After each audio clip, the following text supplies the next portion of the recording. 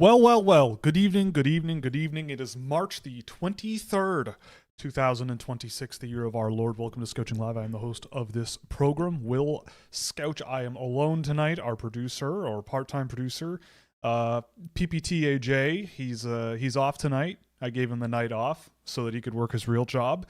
So you just get me for 2 whole hours-ish, maybe, kind of, sort of. And it's going to be a fun one tonight. We're going to have a lot of fun because I've got some stuff to show you. And it's going to be a good one. I do, unfortunately, have to start the show on a bit of a downer. I want to extend some condolences to a couple of, family and friends and connections of 2 different people. And Per Morse, who is the founder of Marsblade, lost his life to mental health struggles earlier this week or last week, I believe. That's obviously a kind of flew under the radar a little bit, but Marsblade, he was the founder and inventor of the Marsblade, which if you know, you know. If you don't know, it's basically a set of rollerblades that when I tried them out, did a really good job of mimicking skating, and so it's obviously a huge loss to lose a creative and inspiring hockey mind like that. It takes a lot to invent a whole new product that kind of turns things on its head a little bit and is unique in the marketplace in this sport. And also, obviously, you got to mention Jesse Pierce. If you don't know, Jesse Pierce is a longtime blogger and writer for the NHL.com site and covered the Minnesota Wild for a long time now. It's been about 10 years, I believe. And she was unfortunately killed in a house fire along with her 3 children. Just an absolute tragedy there. I don't even know what to say. I mean, look, I didn't know Jesse personally. I may have met her in passing at some point, but I don't remember. But I was a longtime follower of her work, and I've been circling around hockey Twitter for almost the entire time it's been around, going on 12 years. And I remember when she was an upstart writer, blogger, doing her thing and sort of being one of these sort of mavericks from outside of the typical hockey environment, and not a lot of women were doing it at the time, and she grinded her way to a pretty good gig and was pretty beloved by Minnesota fans, and the team did a great tribute to her. And I was a longtime follower of her, and any Minnesota Wild related thing, I often was sort of flipping through her coverage, and always was a big fan. And it's obviously, just I don't know, what can you say? It's unspeakable amounts of I don't know, it's terrible. And did not that anybody deserves such a fate, but she was absolutely one of the better ones out there, and set an amazing example for all kinds of people, young people trying to get into this industry, young women trying to get into this industry.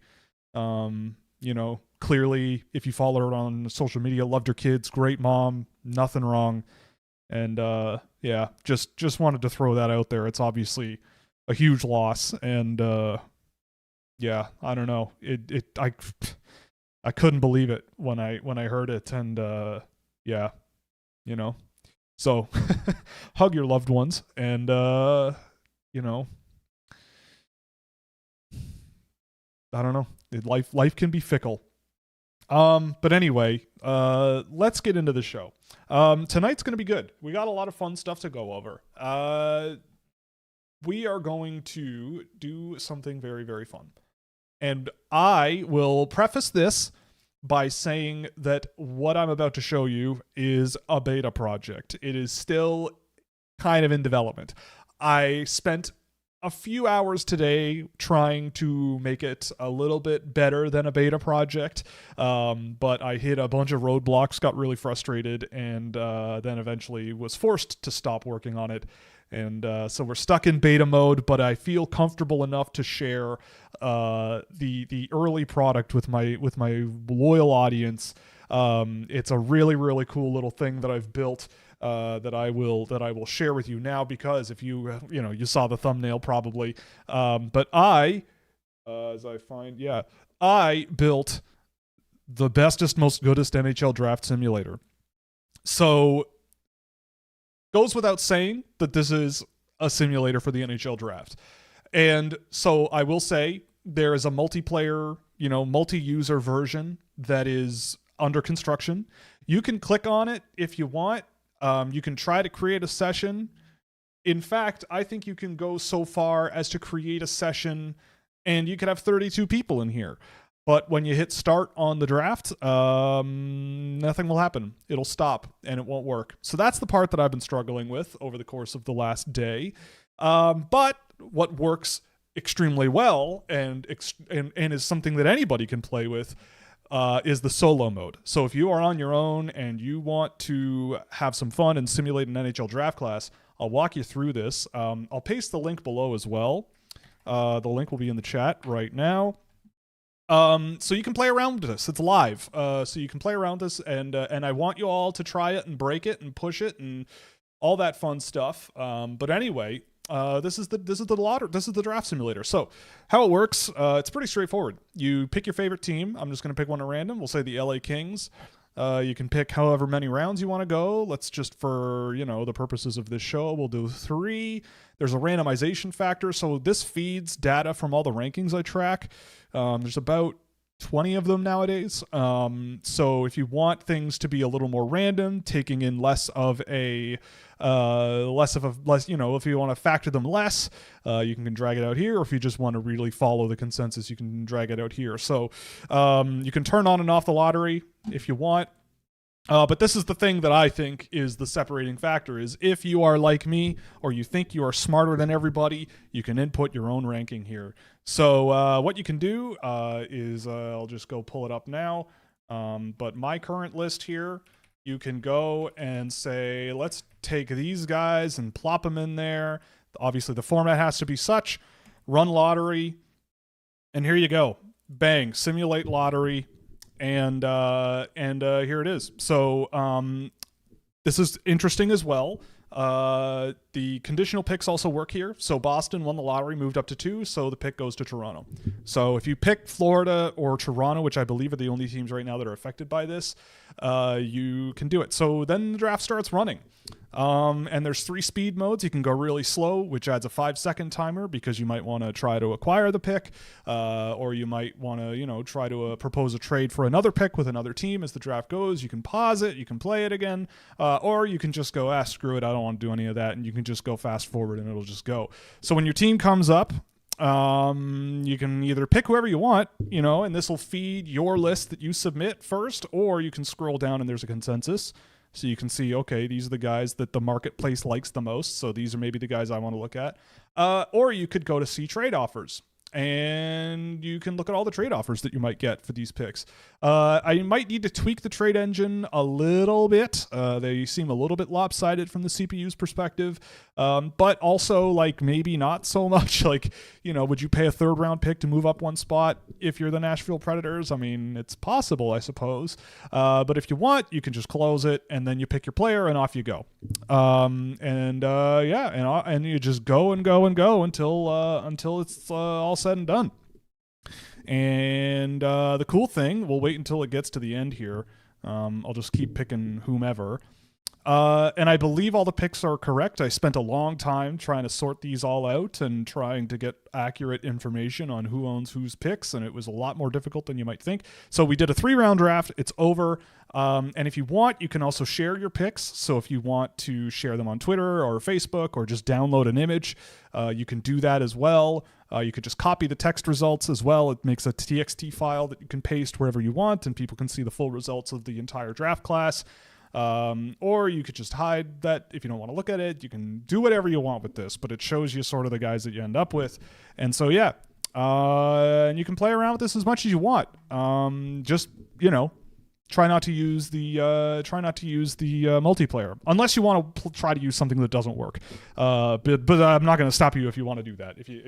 If that's what you're into, then so be it. But the link is in the chat. I'll post it on Twitter as well. And I'll post it on Blue Sky as well there, and I will post it as a community post on my YouTube channel after the show is over. And we'll also make a little short video that we'll post on the channel just clipping this out. We'll do the whole slash marker thing like I'm a real streamer and call it a day. So it took a long time to put this together, but honestly, a lot less than you might think. I've been working on this for about a week, which sounds like not very much time at all, but that's partially thanks to the tools I'm using to build it. But still, it was a lot of work to put this together and a lot of nuanced work. It's a lot more complicated to add all the nuances of an NHL draft rule system. It's a lot more complicated than it seems. There's a lot of rules and a lot of if statements and a lot of else statements and a lot of like, if this happens, then this happens, and this team, Ottawa picks at 32 here, but not 32 here, and then this and it, anyway. But I'm really happy with how the solo mode turned out. It works really, really well. The multiplayer probably will take until April to fix. I gotta wait a couple of days, and I'm away for the weekend, so unfortunately it won't get put together right now, so it's gonna remain under construction. But again, if you want to play around and make lobbies and just sit there and stare at each other longingly waiting for the program to fix itself, you can do that. That's fine too. So yeah, if you want, play around with it, share it to social media, tell them all how smart you are and what your draft class would look like if you were king of the world, and yeah, fun times. Also, another thing, and this is important for fans of the channel, which I imagine you all are because you're here. Scouching reports start tomorrow. If you are a subscriber to Scouching.ca, you now have access to the first 4? Five. There's 5. There are 5 players that are now available for Scouching reports. I will spoil the first one because we'll release it publicly tomorrow, and that's Juho Piparinen of Tappara in the Finnish Liga. And so we're getting going. Things are moving. We've got one more that we can record. I'm going to finish up some data on guys over the course of this week, and we'll continue recording them into next week. But yeah, they're coming out really quick. They're coming out really well, I think. We shortened them up. Most of them are 15 minutes or less now, so it's a lot more accessible for people. They're a lot more straightforward, less sort of wonky, I would say, less play breakdown. It's a good time. Yeah, but I think they're turning out really well, and I hope you agree. If not, I also, again, I want to hear from you. I want to do the best job I can and bounce ideas off of my audience, which is what any good creator does. They tell their audience to make them better. But yeah, because we switch up the format every year a little bit, trying to find a good balance of what's accessible to people while also being informative and a little bit different. But yeah, so if you want to see them, they are available for subscribers only right now, but we'll have 3 coming out this week. One next week. We'll have more than one next week. I just have to record the rest. Probably record and edit them on Wednesday or into Thursday morning, and then get them out for next week. So no show Thursday. I'm away. I'm going away, and I'll be back on Sunday. So Monday we'll be back on a normal schedule. So prepare yourselves. Oh boy. What a crazy first 15 minutes. We started off real sad and solemn and unfortunate, and now we're riding high. It's exciting times, except for the first part. It's obviously very sad, but now we're riding high, and it's we're right into the end of the year. And if you're a fan of an NHL team that's in the dumps, please, you're welcome here. This is your therapy session. I can seat you. I've got a couch over there. If you want, you can be seated over there, and we'll get the notepad out, and you can tell me about your feelings. I don't know what I'm saying. I went to Costco today. I'm a little bit loopy. All right, well let's get into this. What do we got? What do you got for me tonight? Let's see. Let's go to war. Let's go to war here. It's a sign of the times to do so. Let's see what we can do. In his second game back after 2.5 months, Villeneuve was all over the ice. That makes sense because he's awesome. Finished with 2 assists, but could have easily had 5 or 6 points. He's a nightmare to defend in the high in the offensive zone. Yeah, look, I've got Villeneuve. Where is he on my list? 10, something like that. Yeah, 10. I'm happy with that. Could I put him higher? Maybe. Probably not, but maybe. I love him. I think he's awesome. So it's good to hear. I'll probably give him a few more games before I start tracking him again. I don't really like tracking guys in their early games back from injury, at least their first two. Lynn and Preston, I think I did their third and fourth. So we'll give him a bit of time to get the legs back. But if that's true, it makes me look smart, and so I agree with it, and that's great. So go team. Go Villeneuve. What a guy. Oh, you had a second part to this. I didn't even see that. I'm sorry. He had a noticeable ability to put passes directly where they needed to be to set up the receiver perfectly. Truly hard to put a ceiling on this kid. I agree. Again, like, he is the exact type of player that I think NHL teams just undervalue. Like, if you think, like, there's someone in our Discord server who is pretty adamant that he is, I want to say, their number one defenseman in the draft class. And this is, like, if you're in the Scouching Discord server, you care enough to try to form your own opinions and everything. And I see where they're coming from, man. Like, if I was a betting man and I was a bit more of a risky betting man, I feel like I would be okay with that. I love Villeneuve. He's touched as high as like 2 on my list this year.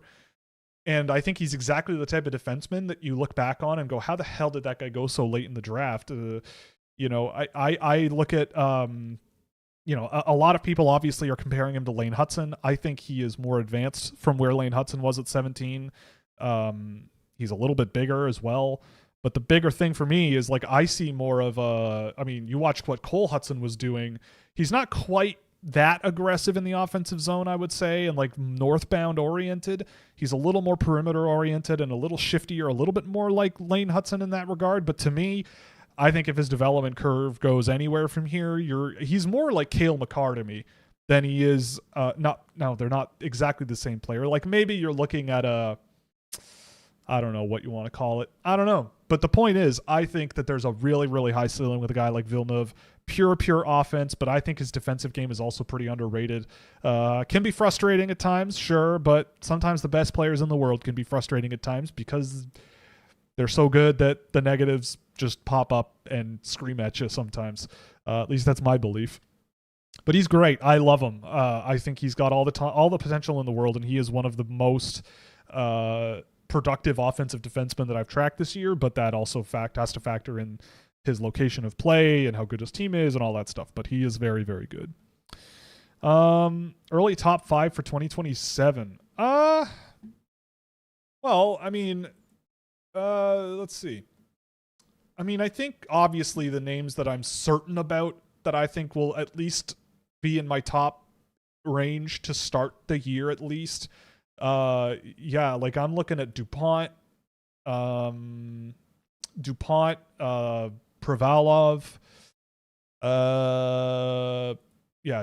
Privalov. I've really liked Jackson Jacobson when I've seen him this year with Brandon. Like, he might be another good option. I've always been a Sammy Nelson fan. I'm not sure if I'd put him in the top 5. Sundstrom is really good too. Not sure about top 5 right now, but maybe. But yeah, Privalov, DuPont, for sure. I've also loved Sergei Sportsov in Russia as well. Honestly, another guy who I can't believe isn't getting more attention is Bosse Meyer, Swedish kid. There's a lot of guys next year that I'm excited to see. There's a lot of Russians that are really, really good. Pustovoy is another good one. But like, just going across the spectrum here, Schaefer Gordon Carroll, Levi Harper, Brock Cripps, James Scantlebury, all really, really good players. Yeah, Alexis Joseph, he's really good as well. I'm not sure I'm willing to like stuff him in the top, whatever range of the draft.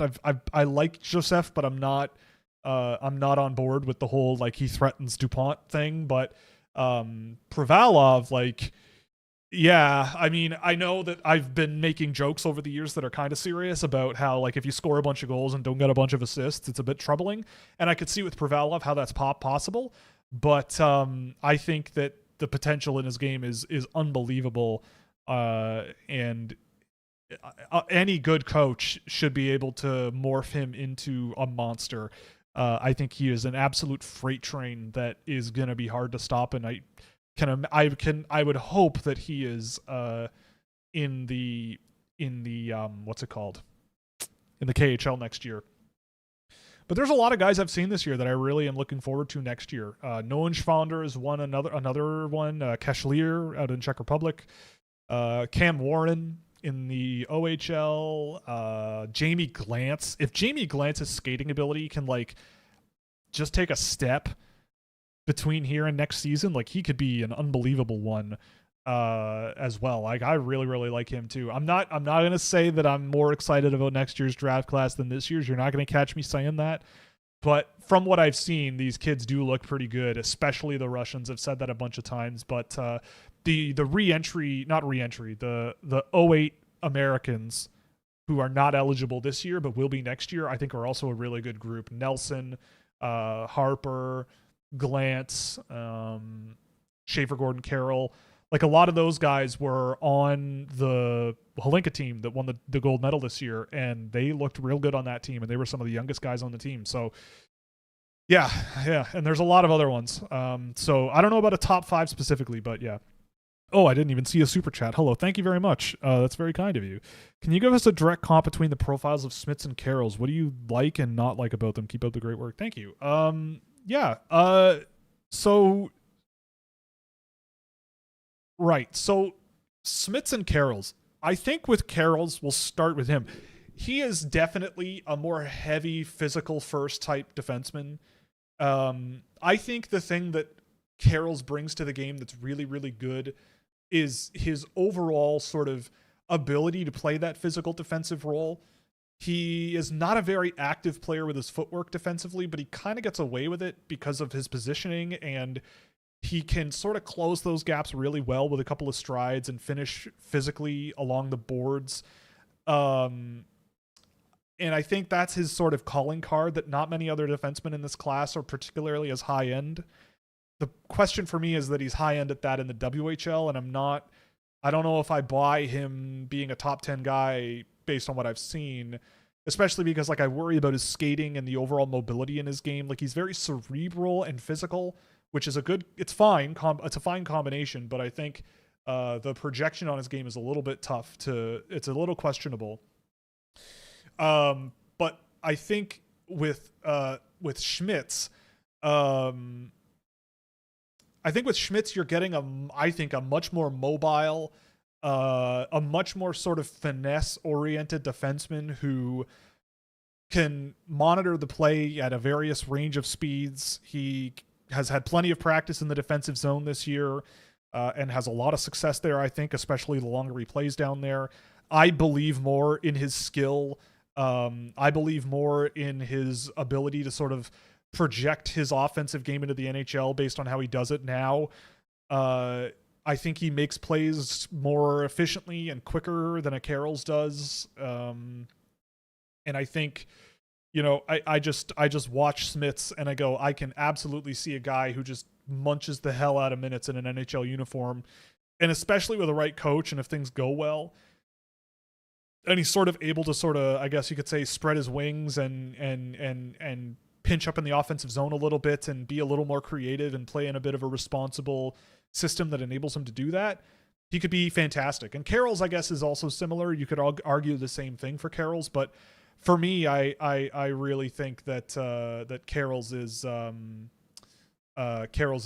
better sort of pure physical play, but I don't buy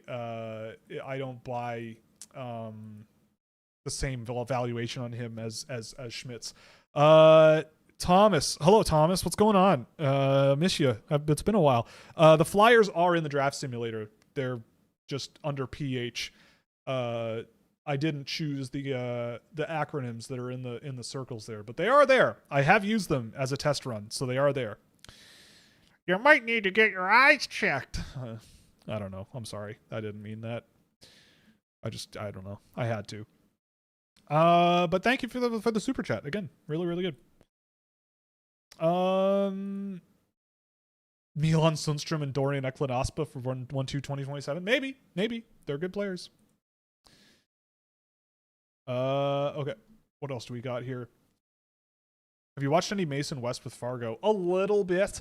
Not a whole lot. But I mean, I feel like watching him is, it doesn't really matter. You kind of leave him for 5 years and hope he figures it out. I didn't think he was particularly amazing in the USHL last year. And watching him this year, you still see the skill and that sort of footwork that he's got, and he's got a pretty good shot. But in terms of what he is as a player, I still feel similarly about him, like a nice swing to take that you never know, and you leave him in college for a while, but I haven't seen that much of him this year, so I can't be too detailed. But in passing, I haven't had the experience of like, oh my God, he's, you know, taken a massive step this year now that he's focusing on hockey after his football season's over right now, you know? James Hagen's upside, I'd say a top 6 center, like a really good second line offensive center. If you're desperate for a first line right wing or a first line winger, maybe he could do that job too. But I love him up the middle of the ice, especially with how much better he is defensively this year than he was at the beginning of last year for sure. I think there's a lot to love about a James Hagen, so I'd see him very easily as a good second line center. You know, that's my read on him. That can produce offense, but also he is no slouch off the puck this year, especially. I think he's really taken a step in his two-way game since last year. I'm also not drinking on camera. This is a 0% alcohol beverage. They were on sale at Costco, and they're decent. It's kind of decent, I will say. It's a solid 7.1 out of 10. We'll call it that. You probably agree with certain people. Oh, Herman Truff is AHL bound. Yes, I saw that on Elite Prospects today. We all love Herman Truff around here. We're all the more better when more Hermans are around. You probably agree with certain people more than others, but who do you really respect in the industry in terms of scouts and writers? Well, I don't want to name drop specific scouts because they still work for teams, and I am eternally grateful to anybody on the other side of the coin who reaches out to me and is curious about my work and curious about what I do. I think that's a really awesome trait that they're willing to have, and that they're willing to talk to me and hear me out. And even if they think I'm nuts, they're curious about my opinions. And I think that's the sign of a really smart person, where you're like, I don't know about just how I don't know about how much I trust this person's work to be better than mine, but I would like to hear from them about something that maybe I'm thinking about. And I've learned a lot from those people as well over the years. And again, I'm not perfect at all, but I've learned a lot from those people. But since they work for teams, like, I don't want to name drop them, but they are out there, and I have a lot of respect for those people. But in terms of like writers and public facing writers, I mean, Scott Wheeler really helped me get me off the ground early on. I remember meeting with him for a couple of beers, and we just talked shop for a while. And just, you know, he even offered, like, maybe there was something at the Athletic we could have done at that point, and it just didn't come together. But, you know, he was always really, really, he's always good to me. And Scott, you know, he really helped, you know, with the sort of, you know, telling me how the punch was made, you know, how the fruit punch was made. And sort of the inner goings on, because at the time I was basically like running off of what I could find on like YouTube or any other source that I could scrounge together, and I was curious about him and his work. So he was really, really good. I have a ton of time for Craig Button, man. Like I have a ton of time for Craig, and I really want to get him on the show. He hasn't responded to my DMs, but I had the pleasure of meeting him one time, and he was just so funny and really, really gracious with his time. Really, really nice guy. And again, like, when you're someone like me and you're on the outside looking in, like, for someone to like set aside the sort of preconceived notions or something and bring in the curiosity and be open to discussion and talking to someone who they don't know, like, to me, that makes a lot. It makes a huge difference, and I always try to carry that forward. If someone ever were to, you know, stop me or ask me something or DM me or whatever, like, I do my best to pay it forward, because a guy like Craig always was like that with me. Well, always. The one time I met him, he was like that. But also, like, the work that he does, it's like, I don't agree with him a lot, you know, but I respect it because I can at least like look at his work and I go, okay, I can put myself in his head. I can see kind of where he's coming from. and I can kind of see how this gets put together. He's not just like regurgitating what everybody puts together. He's not just sort of flying by the seat of his pants. You can tell he puts in the work, and his coverage at the tournaments is always really, really great. And when he's got Gord Miller next to him, it's always a hoot. So he's another one. Yeah, Bob McKenzie is another huge one as well. I mean, obviously, I met Bob once. He was, again, another one who was really, really nice and really gracious with his time. And he was nice enough to be, after we had that conversation, it was him and Chris Johnston was there and Jeff Merrick was there and everything. And I'm still kicking myself years later, but it was late and I had to get home. I had to work in the morning, but they were like, "Oh, do you want to go out, grab some beers and have a couple drinks I was at an event and they were speaking at the event and we just chatted after the event and I was like, I don't know if I can. I gotta go to work in the morning. And I think it was Merrick who kind of gave me a little bit of what do you gotta, like, come on, you gotta get up in the morning, So I do kind of regret that in retrospect. But Bob was really, really great. I asked him a question personally, one-to-one, and he was really, really great with answering it with regards to, I can't remember what exactly it was, but it was something about like building relationships with scouts and like how they end up trusting him and like how like building a relationship in that is like, and like what it's like sort of walking the line, I think, between like media relationships and like, not torpedoing those relationships while also being a bit of that sort of insider type person and that media guy. And I think he's a good one. Yes, I know. I said no. I was a young intern who was very dumb, and this was like 13 years ago now. It's, again, kicking myself still almost 15 years later, but not my finest night. But they were all great. All those guys were really, really great to hang around. And someone mentioned Tony. Tony can suck it. We don't like Tony around here.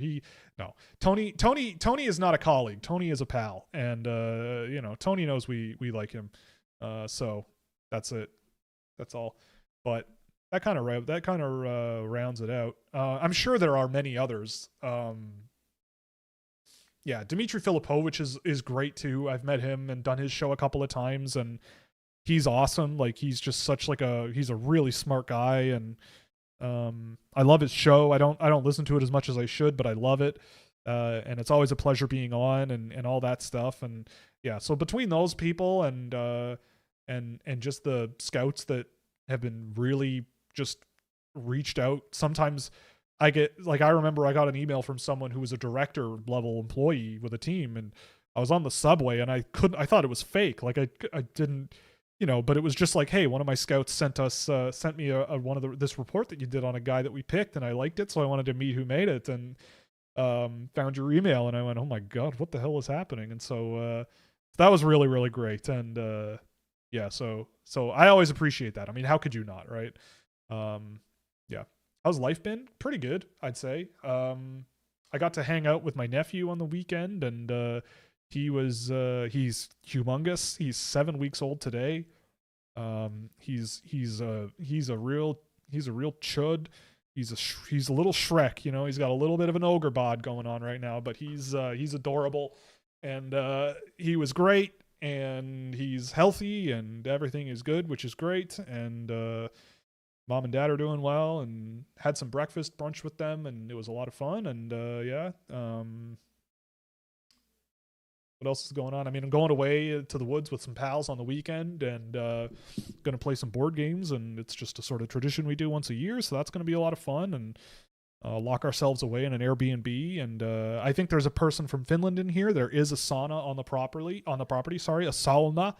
So we're going to be doing that. It's going to be fun. Live your life. Can't complain. And we're also doing Scouching reports, and I built a draft simulator, and how could I complain, Herman Truff got signed by Anaheim, and Alphonse Frey made his AHL debut. You're damn right he did. And man, every time I see Alphonse Frey get interviewed or anything, I just go, you know what? I want more Alphonse Freys around. He just seems like such a fun, laid back guy that that I just love, and I think that Devin Cooley is another one who don't worry, bro. I will I know my sauna techniques. I'm a sauna aficionado whenever I get access to one, but unfortunately here in Canada they're less common than they should be.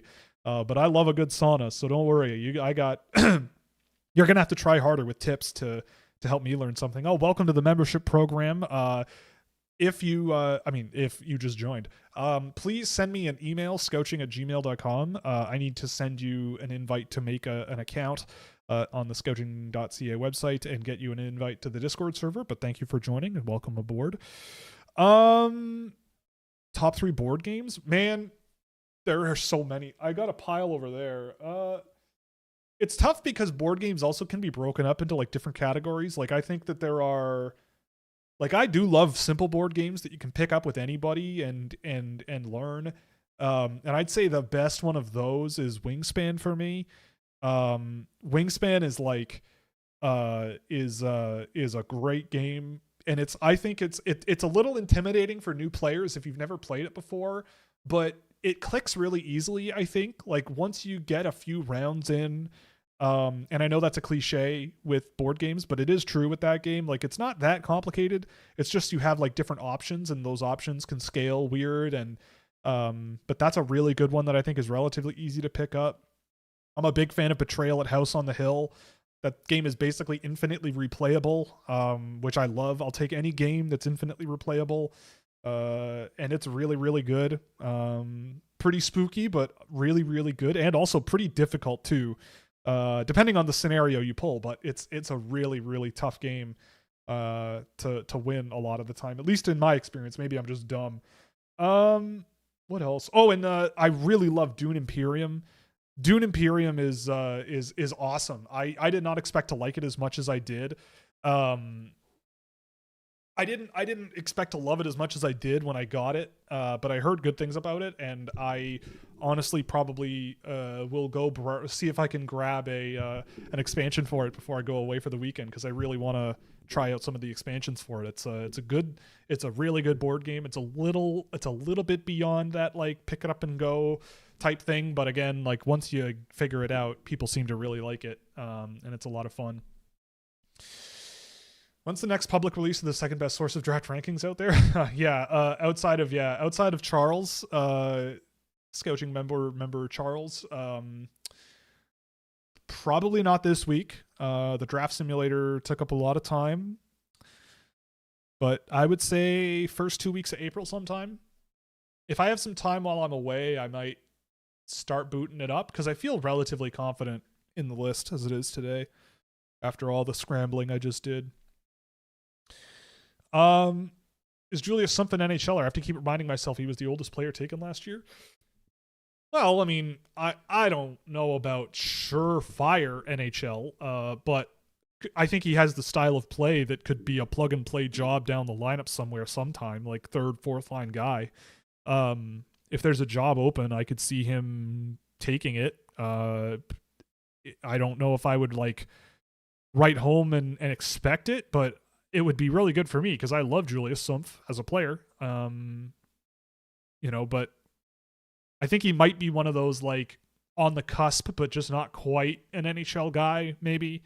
But I really, really like him. And honestly, whenever I've seen him, because I believe he's with Providence, right? He's is he in Providence? Yeah, so he's in Providence. And wow, he had a decent season. Yeah, he's in Providence, and I remember watching Roger McQueen a few times this year and going, oh, who's this guy? And a lot of times it was Julius Sumpf, so that's good. Who do you think are the most Canucks-coded players in the late first, early second round range? I don't know. William Holkinson? I don't know. Insert your favorite Swede that probably goes in that range. Marcus Nordmark, maybe. Is there someone named Elias Pettersson? I don't think so. Maybe. In the NFL mock draft circles, there's an inbuilt feature that shows a player's average draft position on the sim. Is that something you'd be interested in implementing? That's a good question. I'm trying to think about how I would implement that without like, because part of the thing that's a limitation is storage space. So I can't like I can only cache so much data, and taking everybody's draft thing, I'd also have to probably do some kind of like terms of service there, because I'm also, you have to create an account. You don't have to create an account, by the way, to use the single player. You do for multiplayer, once it works. But for the single player, like if you do create an account, like I would have to sort of get information out of you and like save your data in some way, and I don't know about that. And so yeah, and trying to trim storage space as much as I can, because I am hosting this on a small server that is somewhat constrained financially. I'm not quite Mark Zuckerberg yet. That is something that I have to keep in mind, but I will explore it because it is a really good idea. Yeah, it's a really good idea, but I also don't want to. Yeah, there's a lot of complexity, and I'll try. I will tell you this. I'll try. Do you discount penalty? Oh my goodness. Do you discount penalty kill game tape like you do for the power play when scouting?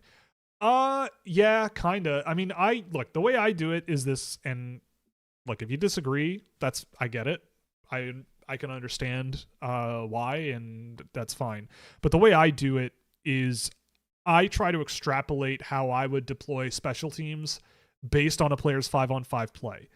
Like I think that you can look at 5-on-5 ice time and isolate, if I were running a penalty kill, who would I put on that penalty kill, and explain why. I think that if you're looking at players who are currently on a penalty kill, it might be selection bias, because the penalty kill is very systems oriented. It's up to the coach. And it's kind of up to like player selection. Like maybe a good penalty killer isn't on the penalty kill for one reason or another. Or a player that probably could be a good penalty killer is not on the penalty kill. Maybe the coach doesn't want a 5'10" winger on the penalty kill, and whatever, like that, and that's whatever. That's their prerogative, and that's fair. But for me, I look at 5-on-5 and I go, well, who would I want? Like who, for the talents that I think are necessary on a special teams unit, penalty kill or power play, who are the players on the ice that exemplify those at 5-on-5? And I think you can identify those. And generally speaking, I don't think I'm wrong. But I mean, look, if you want to do it in the way of like, well, this kid played on the penalty kill and so he has experience doing it, then that's fine. But I try to go, well, how does the player play in the normal flow of a game, and can that be an asset on special teams in some way, right? Or if it's like a player is a real heavy shoot first guy and they have a lot of time on the power play, it's like, well, obviously a power play is a potential job for them. And when you watch them at 5-on-5, I think it does remove a lot of the potential bias when you do see them on the power play. You might look at a guy on the power play and go, wow, this guy's an amazing offensive player. But then when you watch them at 5-on-5, you might go, okay, I could see why this guy's on the power play, but 5-on-5, he's not very effective. And I think that's a very dangerous place to be mentally. So I go, you know what? I'm just going to go 5-on-5 only. And in my experience, go, if I were building a unit, who goes on special teams and why and in what job, you know? So yeah, the answer to your question is yes.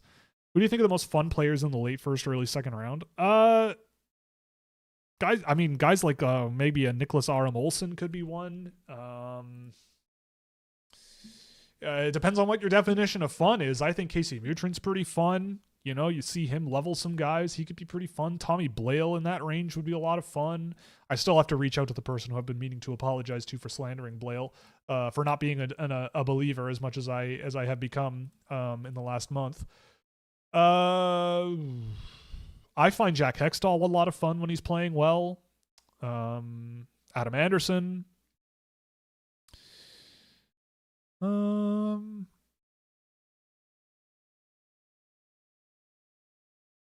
Mathis Preston is as fun as it gets, and he might go in that range. Yeah. Okay. Thomas Horenko thoughts. Yeah, I mean, I like Horenko. I think he's fine. The very smart, pretty good off-puck player, just like pretty passive in general, and that kind of spooks me a little bit.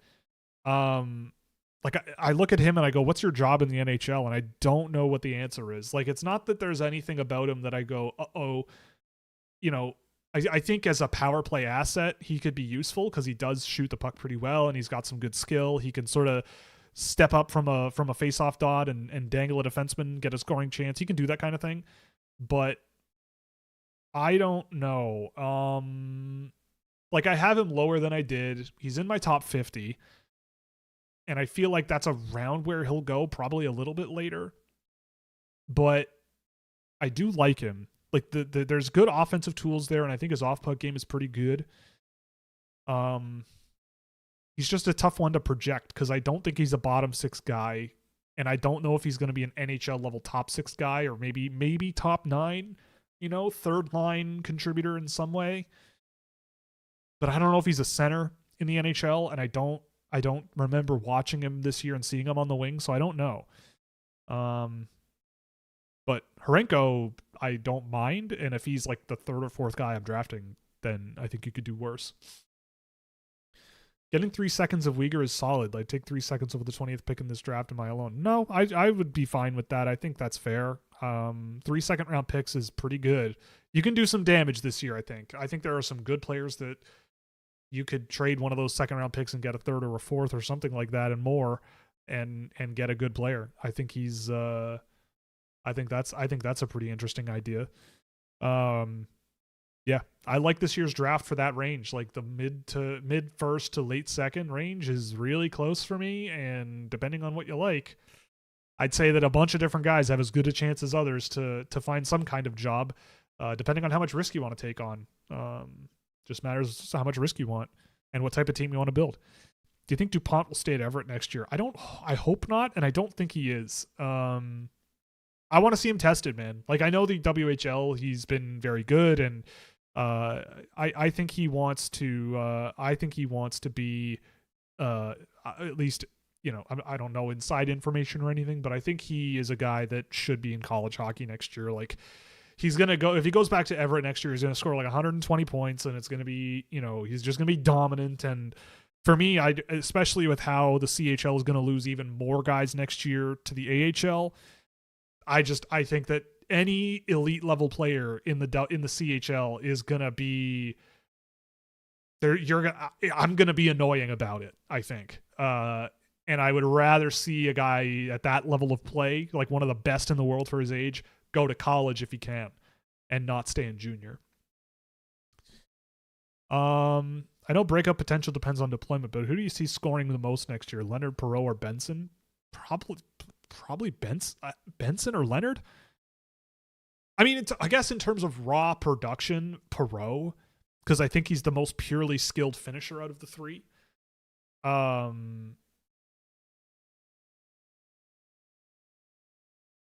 I mean, for DuPont, it would be better for him to go to the dub if people wanted him ranked first overall or whatever, but I don't think that's a good way to do it, right? Like, if I'm his agent, I go, don't worry about where you go in the draft. If an NHL team sees you in college and goes, we don't want to draft you first overall, we're going to draft you fifth, that's their problem, man. Like, what do you want to do? Go back to an absolutely dominant WHL team that in a league that's going to get worse because even more guys are going to be able to go to the AHL if they don't want to go to college, or guys will go to college. It's going to be a younger league. He's going to be punching below his weight class. If I'm his agent, I'm going like, you're going to be doing your development. I'd say you're going to be doing it a disservice, man. And go to college, test yourself, push yourself, right? It's probably going to be better long-term for him anyway. And if scouts look at that and go, then that's just showing their bums, if you ask me. I think that's just showing their bottoms. But you're right. It probably would help him, right? It would be look how militant I am about a lot of the CHL guys that have a lot of scoring in this year's class, and I'm going, I don't know, but it does not seem to matter. Like, mostly everybody else is like, nope, these guys are all first round picks, and they're all gonna, whatever. And if they're right, they're right, but I don't agree. And I don't want to do that with DuPont next year. Not that I think I will, but I don't want to have to think about that next year. teams you'll be. But to answer the question, I'd say points wise, purely Perot, because you could put him on the power play. There's plenty of scoring jobs for New York next year. I love Benson though. It's tough. That's a good question. I don't know, but I would probably say Perot, but that's a lot because of the deployment and the opportunity ahead of him. Teams you're most excited to watch at the under 18? Like all of them. I'm curious to see how the NTDP does in this year's group. The Swedes will be very interesting. I think they'll have a good team. I really wish Russia was bringing a team, but extenuating circumstances. Finland will be a fun team to watch. Norway will have a fun team as well. Yeah, good ones. I haven't been able to watch any games this year, but I love what I've seen of Jackson Cover. What negative, skating aside, have I been missing that keeps him lower on lists? I mean, I think that's the big one. I think you're also betting on physical development for his style of play. I really, really, really like Jackson Cover, to be clear. I think that with Cover, the skill under pressure and the creativity is really, really good. He's just outside my first round. Like, he's not far off, and he's in a tier where if you wanted him at 22, 23, 24, 25, you could convince me to do it. I really, really like him. I think he plays a very projectable style of play. He's very like kind of Matthew Nyes coded a little bit, where obviously he's not as big and strong and developed as Matthew Nyes became very quickly. But in terms of the play under pressure, the sort of bits of skill, but like it doesn't matter how skilled he is because of how good he is at thinking on the fly. Those guys, he's another one of those, and I like him a lot. And I feel like if he interviewed really, really well and yada yada yada, there's a good development case for him. He's in a really close group for me, from the middle of the first round ish out to the middle of the second for me. I dig him. In terms of negatives, like, I'd say the overall pace of his game is a little bit limited. That kind of stems from his skating. It's not necessarily like a huge problem, but I think it's something that could hold him back from being a guy higher in the lineup. His shot also is not like the best thing from what I've seen. Like, he's more of a net front sort of drive scoring areas type guy, but also more of a playmaking lean as well. But I don't know. I hesitate to use the word negative. With him, it's just a matter of like how long it'll be a matter of like how long it takes for him to develop, if he develops enough. What makes the Uyghur package interesting is that 2 of the seconds were high seconds. Yeah, exactly. Calgary could do a lot of damage. Do you like Nikita Klepov? Yeah, sure. I liked him more the last time I saw him. Again, I think with him, like, again, he's right outside my first round as well. He's okay, not just outside, but he's at 42. I could have him higher than that, but not too much higher. I just wonder about his game projecting. Like, I think his success in the NHL is going to really depend on coaching and deployment. Like, I think he could be a top 9 middle 6 winger who grinds and has some really, really impressive offensive zone skill. Like, if you put him on a secondary power play unit or even a first power play unit, I could see him being an option there with the skill level that he's got. I just really worry about the skating ability in terms of separation speed. His play under pressure is a little bit hard to project. But in terms of, like, he's an exciting player to watch and he can absolutely rip a hockey puck in half. But I just don't know. Like, he scores a lot on the power play, and you can tell why pretty quickly. But I like Klepov. I think if he's the second guy you're picking and you're betting on skill, you could do way, way, way, way, way worse, I'd say. Are fans in British Columbia foolishly enamoring themselves with the Ruck twins? It depends, right? Are you drafting Liam and Marcus Ruck 7 and 8, like, or doing the Sedin thing 2-3? I think that's insane. But if you want to pick them second and third round, for me, fine, whatever. I don't care. Liam is fine. I like Liam a lot. I think he's a very smart playmaker with an absolute bullet of a shot. I just don't know if his game projects. He's very wiry and very much an open ice player. Like, he's one of these guys where if you give him an inch, he'll take a mile. And I just don't know if that's going to happen as much as he gets older. But is he a smart enough puck mover to make it work regardless? Maybe. It's possible. His numbers in my tracking data are pretty underwhelming at 5-on-5. But very, very impressively smart playmaker and shooter who, has some flaws that I think are pretty critical. But if you really believe in him, I guess I could see why he's later in the first round, early in the second round. But I don't know. If you genuinely believe that they are the best players available, then you draft them. If you are drafting them for the story, then I don't think unless it's later in the draft, than the first or second round, I'd say, then I think you might be asking for trouble. I think you're saying no to some really, really talented players or players that have an easier projection to the NHL. But if you really want to bet on the smarts, especially with Liam, then fine. But like, there's only been one set of Sedin twins ever, right?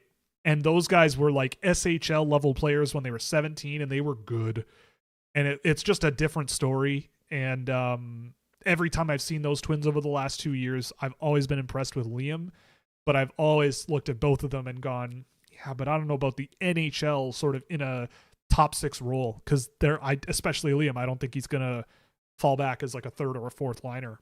Maybe, but I don't know how that would be a thing in on my team, I suppose.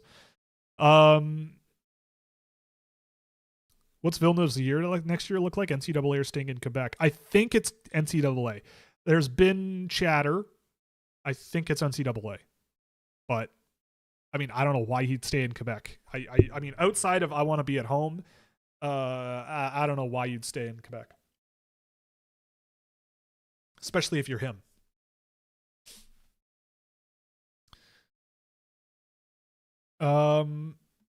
Yeah, BU has the inside track on Villeneuve. I will neither confirm nor deny, but he is looking at college, I think.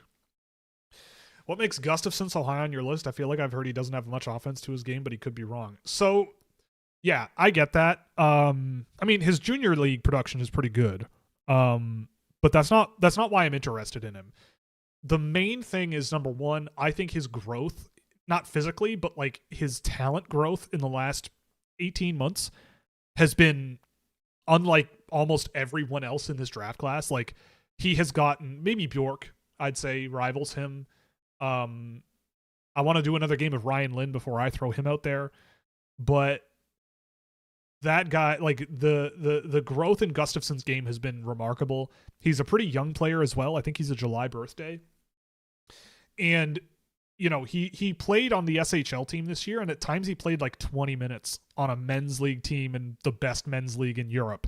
And that's not easy.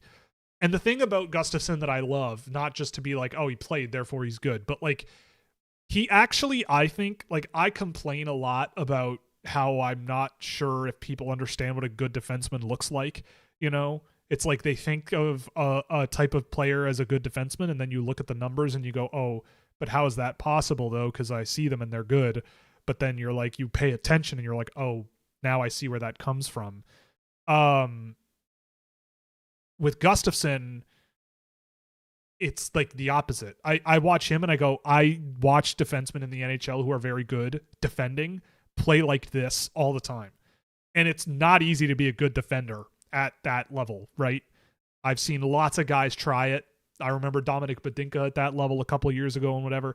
But the way Gustafsson is able to sort of manage gaps, close the gaps, drive possession to the boards, finish physically, and also there's like flashes of skill. Like, you see moments where you're like, man, the skating was a big problem last year.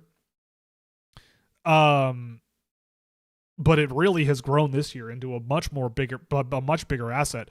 Like, beginning of the year, I was a little skeptical because I was watching his junior tape and going like, I don't know, like, you kind of see where he's coming from, but I don't know. But then pretty much immediately after like October, November, he just took off. And like, the guy that's always in my head when I watch him is maybe not a flashy guy, but like a Nicholas Chalmerson type guy, where it's like he's got enough size to make it work, and he's a safe, dependable defensive player that has some level of offense to him, but maybe isn't going to score a bunch.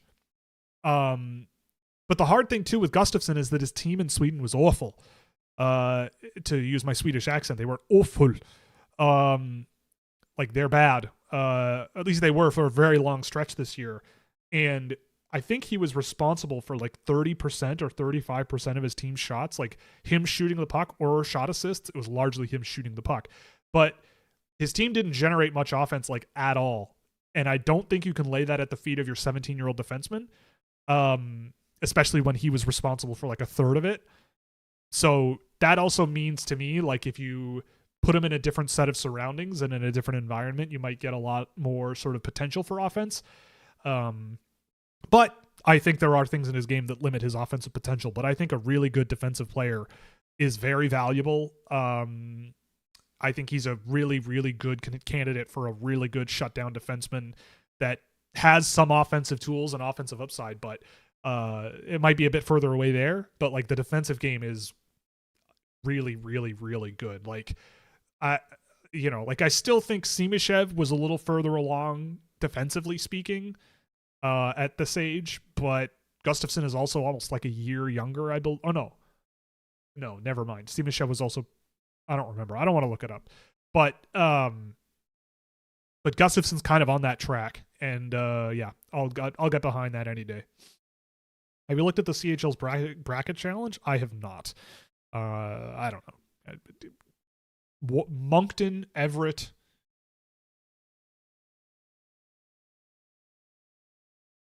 Brantford. If it's not those three in Kelowna, I don't know what we're doing here. Maybe Blainville, Boisbriand, maybe. But Moncton is a wagon. Brantford is a wagon. Everett is a wagon. Maybe Medicine Hat. I think we associate the nickname Bill with our uncles and dads because it was Will of its time. Yeah, probably. A lot of Williams in elementary and middle schools go by Liam. That's true. I never did. That was never something I wanted. It was kind of like edgy to do that in the 90s back when I was a kid, back in the 1999s. But yeah, I mean, now that like there are things that are much younger than me in my extended family, Bill kind of rolls off the tongue. Last episode, you and AJ discussed all the problems with the Leafs and their lack of compete, substance, and fast play aggressiveness. To me, what you guys were describing was the dog factor. The Leafs have no dogs. Guys like Jarvis, Bennett, Stankoven, Hagel, Konechny. Yeah, so I would say the Leafs have like some. Like I'd say Robertson is one of those. At times, Easton Cowan.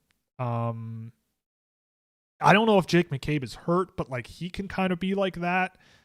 But that is the type of player that they are lacking. I think that the thing the Toronto Maple Leafs, and they've done this for years, but I think the thing that they do is they overvalue the wrong kind of player.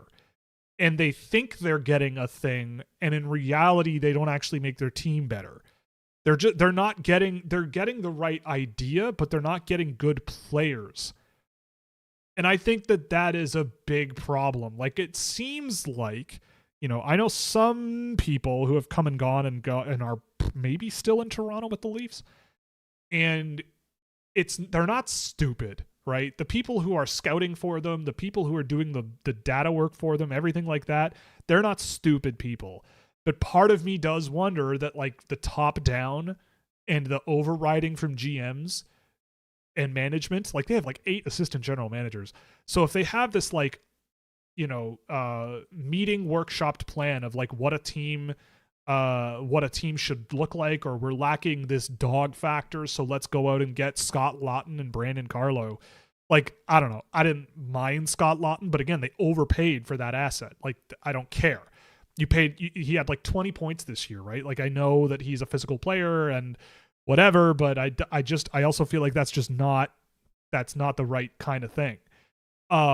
And I really value those types of players in the draft. I look for them in the draft all the time because I think those guys are endlessly valuable. I think those guys are the ones that help you win when the chips are on the table. And you listed a bunch of them. I'm glad you even mentioned guys like Arturi Lehkonen. I think he's another really great example of one. Like you mentioned Dakota Joshua and Scott Lawton. Like that's what I mean though. Like they're the right type of players, but I don't think they're actually like very good. Right? Like they were given big roles on this team, and it is, I would say, the worst the Leafs have looked since they drafted like Morgan Rielly. Like since the year they collapsed against Boston. Like they were bad then. This is like, I think there's a lot of people who like they're getting the right idea, right? Like Dakota Joshua is the type of player that they're talking about, but I don't actually think that he brings enough of an actual impact on the game, or Scott Lawton for that matter, that makes it worth paying. I mean, they didn't pay much for Joshua, but like the expectation that they're going to turn the ship around, right? Like you might add the right attitude or mentality, but you're not making your team any better. Like all the names that this person listed, I would argue make their team better, right? Lehkonen, Sherwood, even Sherwood now, but like Connor Garland, I'd argue, is in that group. Konechny, Stankoven, Hagel, Tom Wilson grew into very much more of that as he got older. Brendan Gallagher, like all these guys this person mentioned, I think you watch them play and it's like, but they also have a ton of talent and a lot of skill and a lot of scoring ability. And Toronto, no matter which way you slice it, you know, they did score. They have scored quite a bit this year, but I mean, I also feel like the bigger issue in Toronto is their defense group. I think they have fallen into that like not knowing what a good defenseman looks like trap, because some of the guys playing on that team, I don't know, like, you know, but anyway, I think you're bang on though. It makes me look smart, so I agree with it. How do you see the Red Wings blue line shaking out? Hard to see Axel Sandin-Pellikka getting much power play time despite his skill. I mean, yeah, but I don't think that's like I don't think that's necessarily a bad thing. Cause like, what are you going to do? Trade him? Maybe if the right thing comes along. Look, I had the audacity to pour a little bit of water on Axel Sandin-Pellikka last year, and Red Wings fans did not like that. But I'm still a big fan of him. I still like him, and I'm glad he's doing pretty well in the NHL this year. But it just means to me, like, if you have a good player, keep them. If they're not on the power play, like, what do you want, right? Like, do you want them scoring points so that you can go to all your pals and go, look how good this player is? Because that's not, like, or do you want a good hockey team? Because, like, if he makes your hockey team better, a good defenseman like that is not easy to find. Like, it's almost, you should see it as a luxury. Right? It's like with Sandin-Pellikka, if he's good enough to earn power play time, but like he's playing behind Moritz Seider or Simon Edvinsson, he just can't crack those two guys. It's like, well, I'll still take him. Like I'll still have him on my team. And what if one of them gets injured? Then come on down, Axel Sandin-Pellikka. Have yourself a career year, right?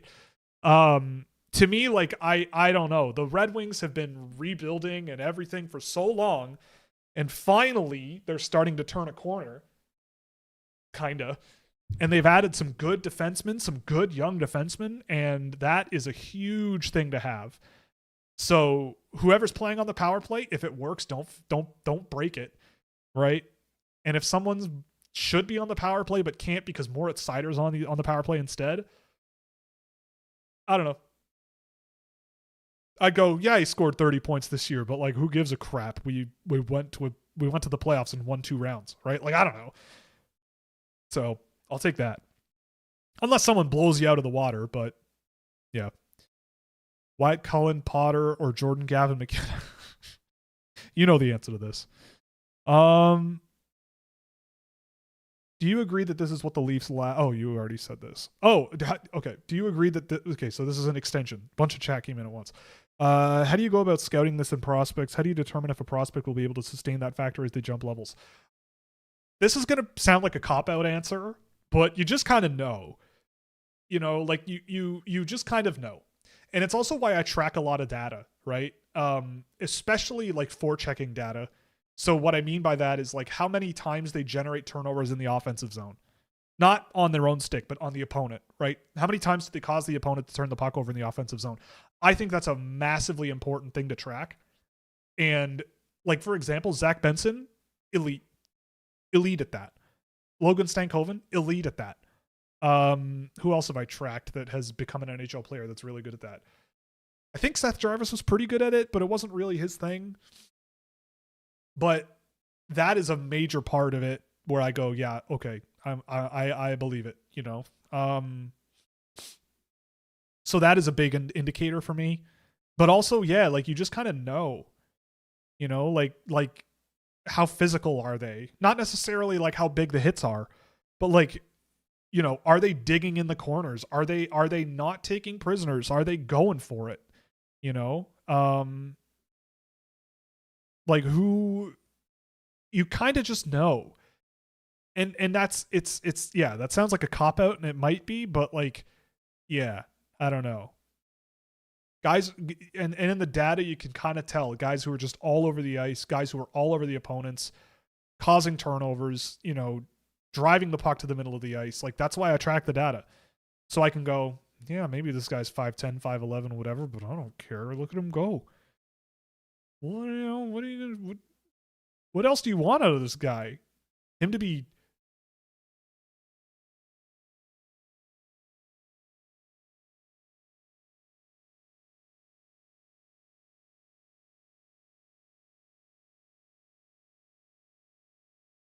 I seem to have lost my hockey puck. Do you want him to be an inch taller? You know? Well, sorry, but that's not going to happen. At least not today. I don't know. And in terms of sustaining it and projecting to higher levels, I think the big thing is trying to see just how much. Like I think pure energy translates no matter what. They're gonna put in everything. I think a lot of it comes down to like, do you believe that they can put in the work in the gym and in training to hit their to keep doing that at higher and higher levels. Like I guess what I'm saying is like there's no certainty in any of this, but I would much rather have guys that are like that at a lower level and work it out at higher levels and stick with them and support them rather than have them have to learn on the fly, right? Like get to higher levels and then get shut down and wonder how that's possible. And, you know, have me being like, man, you got to back check more, or man, you're not this or that or whatever, blah, blah, blah, blah, blah. Right. Another factor too, like, and I'll mention Cole Reshney for this too. Like another factor is just being able to make play under pressure. Right. Like there's a level of competitiveness where it's like you stick with a play no matter what.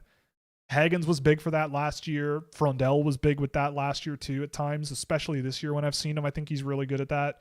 Victor Eklund, Cullen Potter even at times. Like all those guys I love. And I like Reshney, like I said.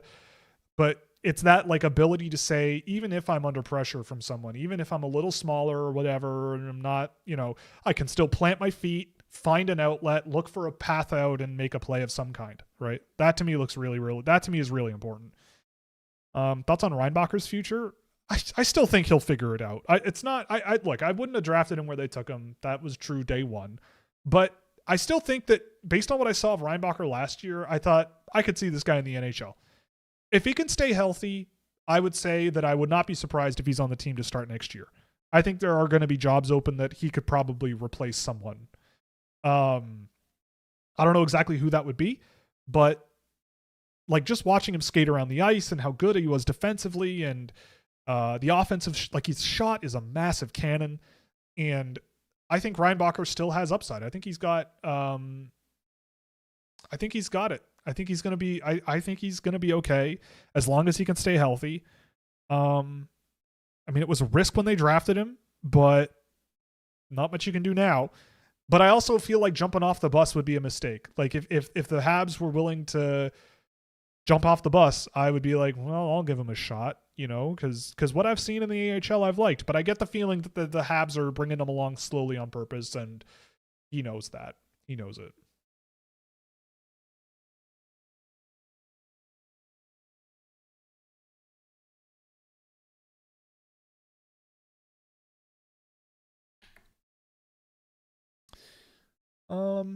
Who were guys in recent past drafts, like the past 7 years or so, that you learned big lessons on scouting outside of dudes like Nyes?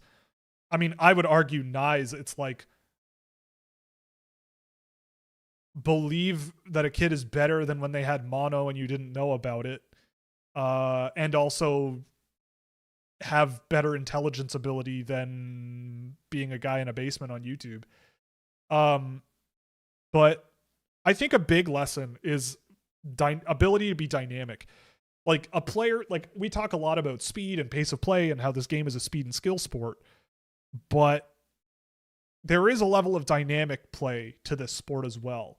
like, I think my hypothesis, and I would have to look into detail on this, but my hypothesis from an armchair situation about the Colorado Avalanche power play is that team is structured to be fast up and down the lineup and offensively skilled and high pace and high energy. And at 5-on-5, that's exactly what you need. But at power play time, the game slows down whether you want it to or not. And it is much more playmaking oriented, tactical and precise, and a lot more based on like misdirection and if you don't have, and if your team is used to playing with speed and energy and skill and high end energy, it might be a bit much to switch things up, right? And should they have figured it out by now? Maybe. But that is a lesson I think I've learned as well, is like there is a difference between being a high energy, high paced guy that I think projects no matter what to the NHL, especially at 5-on-5. But in terms of generating actual NHL level offense, you do need to be able to slow the game down or make a play under pressure. Like, it's not just about your fundamental ability, right? And a guy that I was really supportive of last year that kind of was like that was a Ben Kindle. Like, Ben Kindle was not the fastest guy in the world. He wasn't the highest end pace of play type guy, but no matter what was happening on the ice, fast, slow, under pressure, whatever, he found a way to make something happen. And to me, that's really, really valuable. So that's something that I'm always trying to think about and value a little bit more.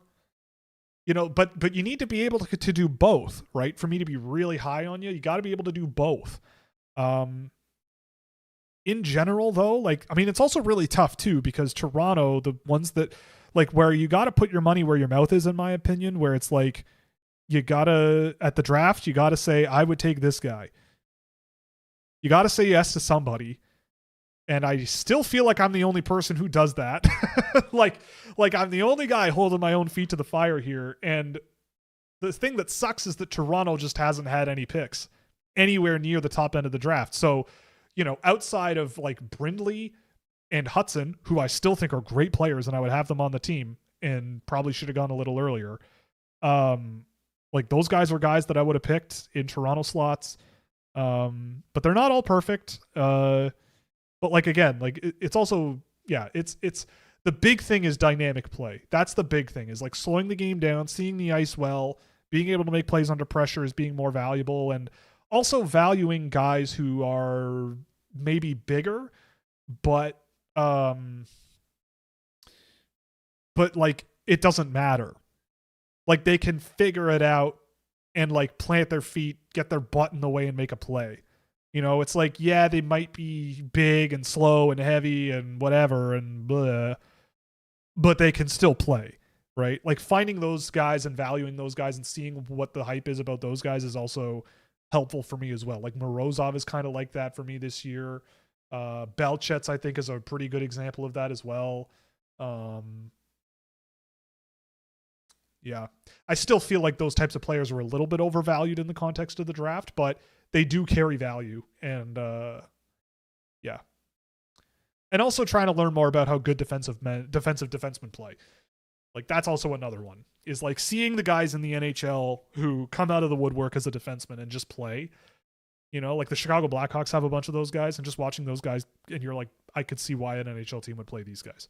So maybe they're fine drafting those guys in the mid rounds and just, whatever. But again, like, has it made Chicago a better team? Arguable, but you can see the logic, at least. You can see the logic. Should the NHL be done expanding at 32 teams? I mean, every single time the NHL expands, the same question gets asked. I think if there's a market that can accept a team and has the money, then yeah, sure. I think it, I think it's a benefit for everybody. The league makes more money. The owners make more money. More players in the world get paid a lot of money to play a sport they love. I love them. I love the idea of an expansion. I would say though that, like, it does get a little complicated scheduling wise. Like everybody plays each other like 4 times now, right? Which, you know, but I mean, look, I think it is kind of cool, and I don't know if this is crazy, right? You can tell me if I'm crazy, but I don't know if this is crazy, but if you do expand, let's say there's 36 teams in the NHL, I would be okay with 2 conferences of 18 teams that very rarely, if ever, cross over, except for a little bit in between in the middle of the year. Like, I think that a National League, American League style system where there's interleague, when you have 2 18-league teams, some in the East, some in the West, and you have like an East-West all-star game, now that to me might be interesting. That could be very curious. Is that going to happen? I would say almost certainly no. But if you wanted to have more than the number of teams that are in there now, and you wanted to like have scheduling be a little bit easier,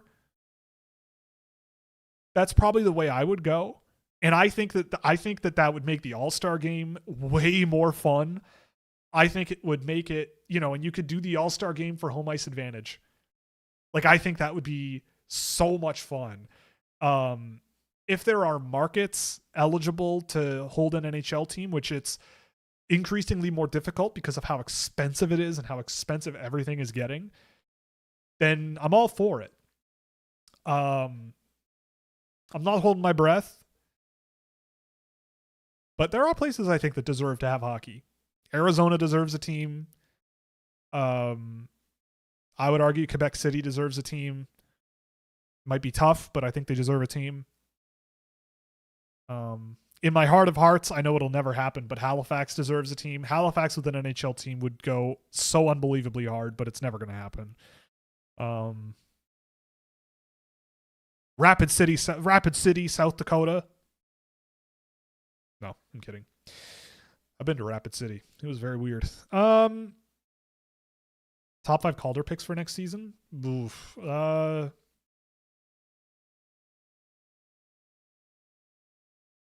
I don't know. I mean, I could see Gavin McKenna threatening it, depending on where he goes. Something like that. I don't know. Gollier thoughts? Yeah, I like Gollier. Smart defensive defenseman again. I think his skating ability has come a long ways this year. There's skill in his game, but not too much of it. He kind of reminds me of like a younger Hawkinson, like William Hawkinson, the Swedish defenseman. Not as physically developed, but you see good defensive habits out of him, projectable defensive habits as well. And I think that his offensive game, he had some good offensive games this year, like where he was productive, and I think there is a bit of that to his game. But maybe you get a good 2-way defenseman in your bottom 4, second, third pair.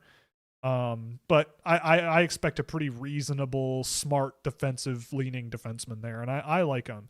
If he's a second-round pick, I think he could do a lot worse. I like him quite a bit. And the last game I did also do of him, he was really, really good, and he's quite young. And I know the Slovaks like him a lot too. I can tell you right now on Firefox Mobile, you don't scroll up with your picks in the submenus. Yeah, the mobile. Yeah, I should have mentioned that too. On mobile, it's not finished yet. Anything outside of the web, it needs tweaks. But on web, it works really well. The mobile thing will be a little bit later. I got to change some of the UI elements as well. So that's a bit of a work in progress. But on the actual web, everything works just fine.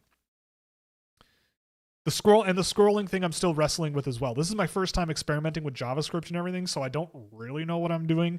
But I'm trying. We're getting there. The Pens signed Zonon and Gabriel Daigle this year, with both playing 4 junior seasons that are eligible for the AHL next year. Do you think that you'd make the jump or go back to the queue? I mean, I would like them to go to the AHL. I mean, Gabriel Daigle hasn't, I don't think he deserves to go back to where he's come from, because he he's kind of doing the like the Jesus Christ sacrifice thing, you know, or the Stan Marsh from South Park thing where he takes on everybody's credit card debt, you know, in Victoriaville. He's just kind of getting pelted and pelted and pelted and pelted and pelted on behalf of everybody he's on the ice with. And that's been happening for like 3 straight years. So I feel like sending him to the AHL might absolve him of those you know, those deeds that he has done for that team over the years.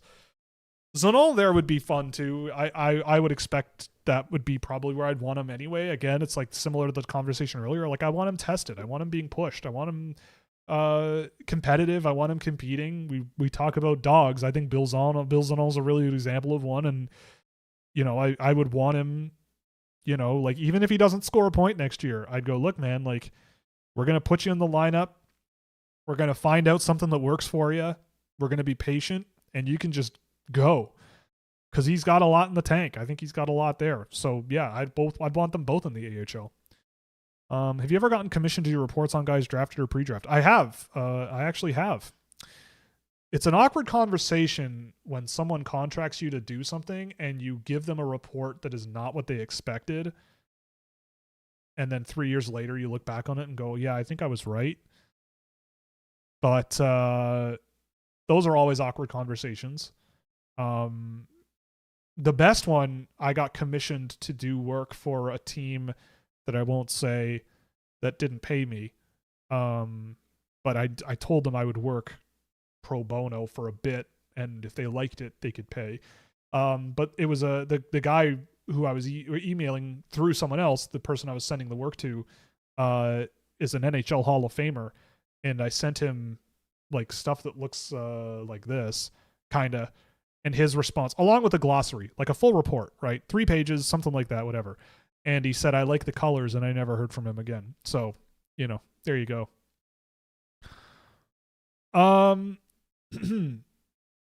What's the menu when you go in the woods with the boys? Well, we're trying to class it up a little bit this year. I have a couple of dishes that I can throw together that are pretty easy. But we're pretty lazy. I mean, you know, the old Costco meat pie and, you know, a lot of chicken wings and, you know, just guys being dude food, you know, a lot less beer than you would think. We're all like old and like bloated, so not a whole lot of beer. Now, you know, I personally am more of a whiskey fan when I'm in the woods. But never mind. Is there a worse board game than Candyland? I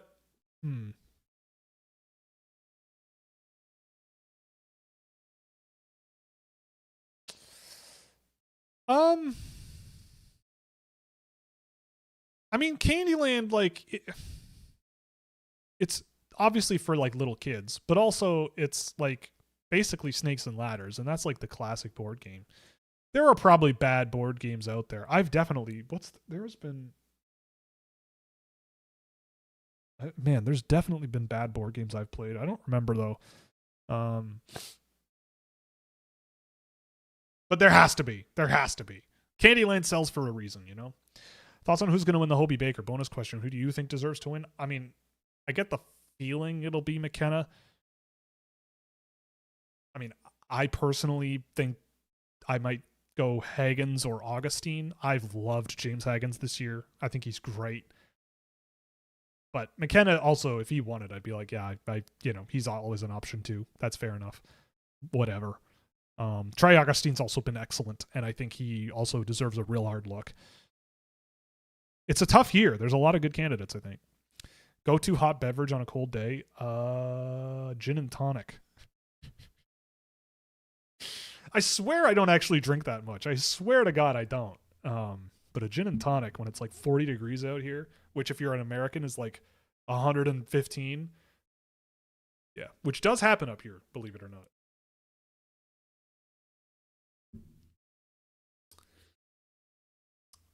Can't believe Wheatley left Audie for Aston Martin of all teams. Yeah, I mean, I'm sure there's a reason why he, you know, might have been swayed. And look, you know what? I mean, if the most pathetic NHL franchise in the league gave me a phone call and said, hey, do you want to come work for us? And I was a small part in the turnaround, I'd feel pretty good about that. That'd be pretty cool.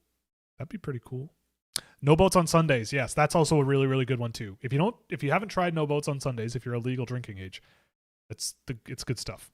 It's good stuff. Good cider. Classic cider. Too many ciders are too sugary and gross, but no boats on Sunday. And I haven't had a bad one, I don't think. Of all their varieties, I don't think I've had a bad one. But we also, again, I don't drink that much, I swear. I don't.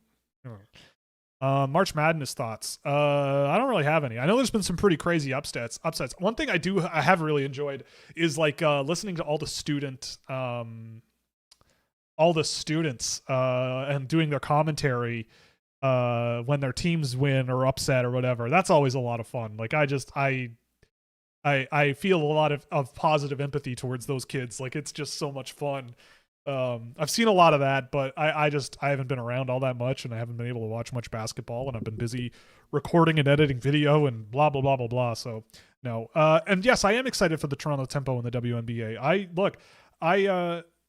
I've seen a bit of the WNBA over the years. Like there's a woman on the Las Vegas Aces, and I think she's awesome. If she's still there, I watched during the pandemic. I was watching a bit of the Las Vegas Aces, and what was her name? And she was like a wizard. It was awesome watching her play. God, I just want the roster. How friggin' Google, man. All right, current roster. Where are you?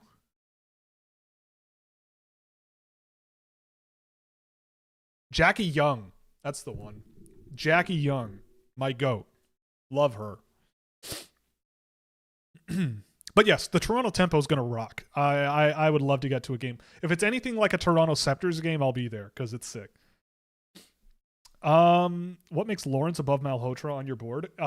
Much better skater, I think, especially off the puck. Very, very intense defensive player. Maybe not as refined with his playmaking, I would say. Malhotra is a better playmaker, I would say. But I just trust Lawrence's projection into the NHL so much more as a floor. Malhotra, I think, has higher end upside traits, but I watch Lawrence play, and again, it's like it sounds stupid, but a lot of what I do comes down to, could I play this? Like who would I rather have over the boards if I'm up 2-1 or down 2-1 with 30 seconds left in the game, right? And Lawrence is the guy that wins that discussion for me, just because I know I can rely on him in all three zones, both sides of the puck. You know, he makes the guys around him better. I think he's learned a lot this season from where he was in October, or when he started playing after his injury. And I mean, it sucks that it seemed like just as he was looking really comfortable in the NCAA, his season ended. But look, the under 18s are coming. He'll probably be there, and I would be surprised if Malhotra was. So he'll get a chance to show himself, and I'm looking forward to it. But I think there's a lot of upside with Lawrence. But we talked about it earlier, but in terms of that dynamic play, slowing the game down, making plays under pressure, Malhotra is better. But for me, Lawrence, I think it's just like, I think with Tynan Lawrence, you have a guy on your team who you win games with, like on both sides of the puck. And I'm not sure you can say the same about Malhotra, but he is very, very impressive with his playmaking and all that stuff. But I did another game with him the other day, and he was very invisible again at 5-on-5 with regards to actually creating offense. But it's just like once in a while during a game, he'll pop for something, and you go, okay, that's really impressive. That was great. So it's like development will be important, but he has some really great moments. But for me, it's just Lawrence. I am far more interested in his game, shift in, shift out, both sides of the puck, all situations. Like I can't get enough of him. I love him. The bottom four teams are Erie, the Gens, Sting, and Steelheads. Who have you seen of the OHL draftees or choices 1, 2, 3, 4? Oh, I don't know. We'll have Jordan Millette on the show when he has a little more time before the OHL draft, and you can ask him. Are David Edstrom and Joakim Kamel bad, or are the Milwaukee Admirals just bad? I mean, I like Edstrom, but I don't think he's ever going to be a huge point scorer. Kamel, I've always had my doubts about. I never really trusted players of his archetype. But yeah, Edstrom is fine. I just, he may never be more than like a fourth line center, but that, people at the time were like third line center, I guess, maybe a fourth, something like that. I don't know. Concerned about Demidov's play. Seems like he's lost confidence as the season has gone on. Doesn't hold on to the puck as much and is a hot potato with it. I mean, no. I mean, look, he's played a lot this year. He is also on a line with like Oliver. I don't know if he still is with Oliver Kapanen, but he's not like it seems like playing with a guy like Kapanen and where he's gotten his goals this year and how he's gotten them. A lot of them are like tough to reproduce over a long term. It's like he might pop for a few and then disappear and then pop for a few. And like maybe you lose your confidence if you're Demidov a little bit. But like I've seen enough of Demidov this year with Montreal that like in aggregate over the whole year, I think he's been great. And long term, like, I don't know. I wouldn't be concerned. And also like there's no benefit to being concerned. I would just be like, Martin St. Louis by and large has done a really good job developing young players. Guys have taken a little while to get there. Like, look how much better Nick Suzuki has gotten throughout his career. Look how much better Cole Caulfield has gotten throughout his career. All that, like, it's, to me, that's the similar question as like when Cole Caulfield had like one goal in 30 games back when Ducharme was with the team. It's like, are you concerned about him? It's like, well, the player, no, because I know he's really, really good. Just because there's no output doesn't mean that all of a sudden they're bad. But the environment and the situation they're in might be a problem. And with Demidov, like, I'm not really concerned. I still think that there's a, tremendously, tremendously talented player there and might just need some more time. How good out of 10 was Lawrence's last game? We'll say 8.3. 8.1. We'll split the difference, 8.2. Who should the Canucks draft in the first two rounds? I don't know. Who's your favorite player? I don't know. Depends. It depends. Who's this year's Russian who gets drafted plus 100 at 100 and makes the at over 100 and makes the NHL in 5 years?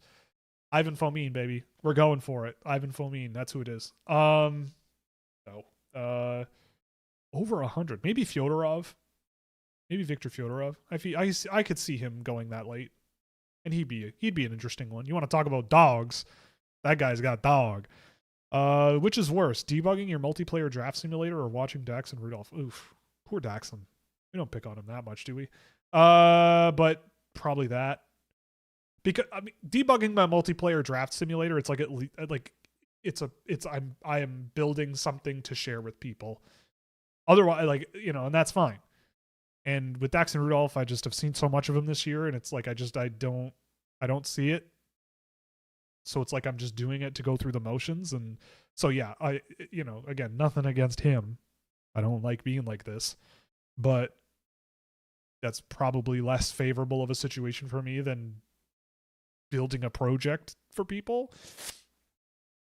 Do you watch every other public scouts? Some will say Laurent was adamantly negative about Tynan Lawrence. Not really. I've learned over the years that, like, once I let I've had people think like this guy's a top 15 guy, top 10 guy, and I'll believe them, even though when I watch them, I go, I don't have an absolute shred of an idea of how that's even possible that you come to that conclusion. And almost universally, it was a bad call. I believe very, very, very much that you gotta, I mean, I did watch that video. I did watch it over the last week or whatever, and I disagree with it. But I knew I would going in. Like, I have seen with my own two eyeballs, Lawrence time and time again this year. And I go, this guy on a playoff team, I will get behind that. I'll get behind that guy on my playoff team any day of the week. And after having interviewed him now, I didn't, but Tony did, and watching that interview and listening to what he had to say about his game and how he plays and all that stuff, I go, yeah, no. I love this guy. I want everything. And I know, like, Simone and that was like talking about how he has his head down a lot. I personally think that is very confirmation biasy. Like, guys are going to have their head down sometimes. Everybody does.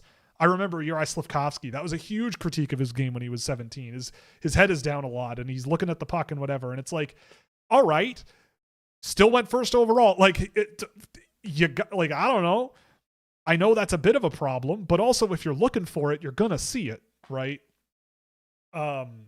So in my world, I'd rather stick to my own guns, stick my neck out, make my bet, and deal with the consequences rather than go, well, this person, what if I'm wrong and this person's actually right?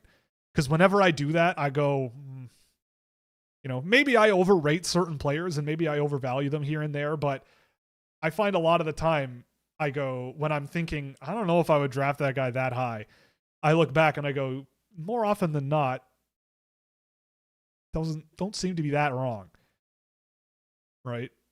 Sometimes I'm wrong. Cutter Gauthier is a great example of that, I'd say. But I don't know.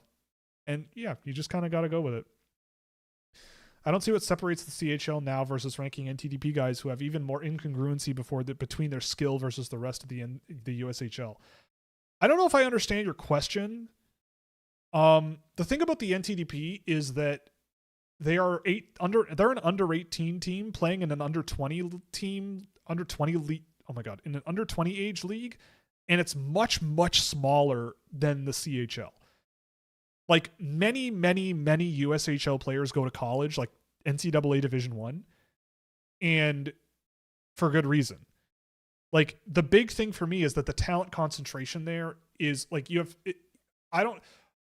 unless you genuinely believe that Canada has 6 times as many elite level junior hockey players as the US does. If that's what you believe, that for every USHL player, there are 6 equal value CHL players out there. If that's what you believe, then you believe that, right? I can't tell you not to, but I personally don't. And there are 60 teams, let alone, are there, for every USHL player, are there 2 players playing in the Quebec League who are of equal value to that player? I don't believe that that's true. And there are 60 teams across Canada, and there are about 10, I believe, in the USHL. So to me, like the numbers just don't add up. And so when you then have an under 18 team there playing at that level, and on top of that, they play college teams, and on top of that, they play the best of other countries, like multiple times during the season, you get, I think, a much better look at a much better level of play that really challenges those guys and puts them out of their comfort zone, and they have to learn.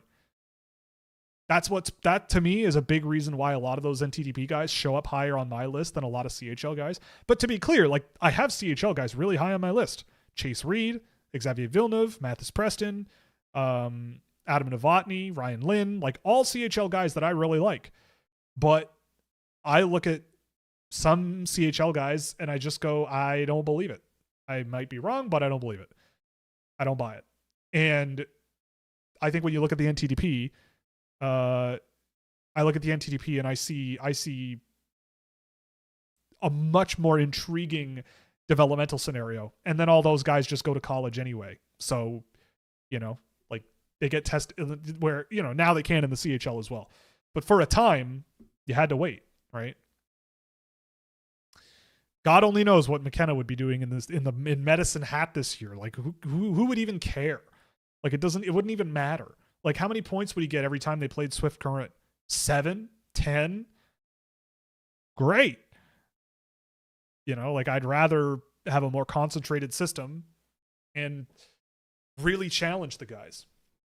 Alexander Coman thoughts? Very fun, very skilled, very slippery. Maybe a player than in previous years I would have liked a little more. I worry about his NHL style, like projection,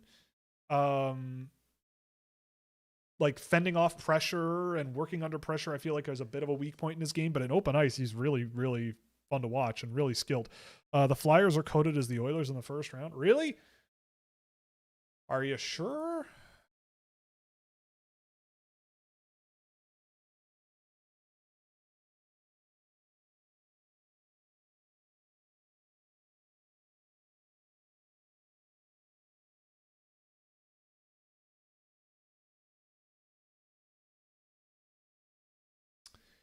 I'll look into that.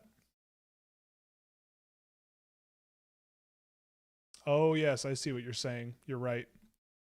Yeah, something's weird with the lottery picks because again, like there's a lot of logic that goes into this. Okay, well, I'll try to fix that. Why do you have who do you have just outside the first round? Let's see.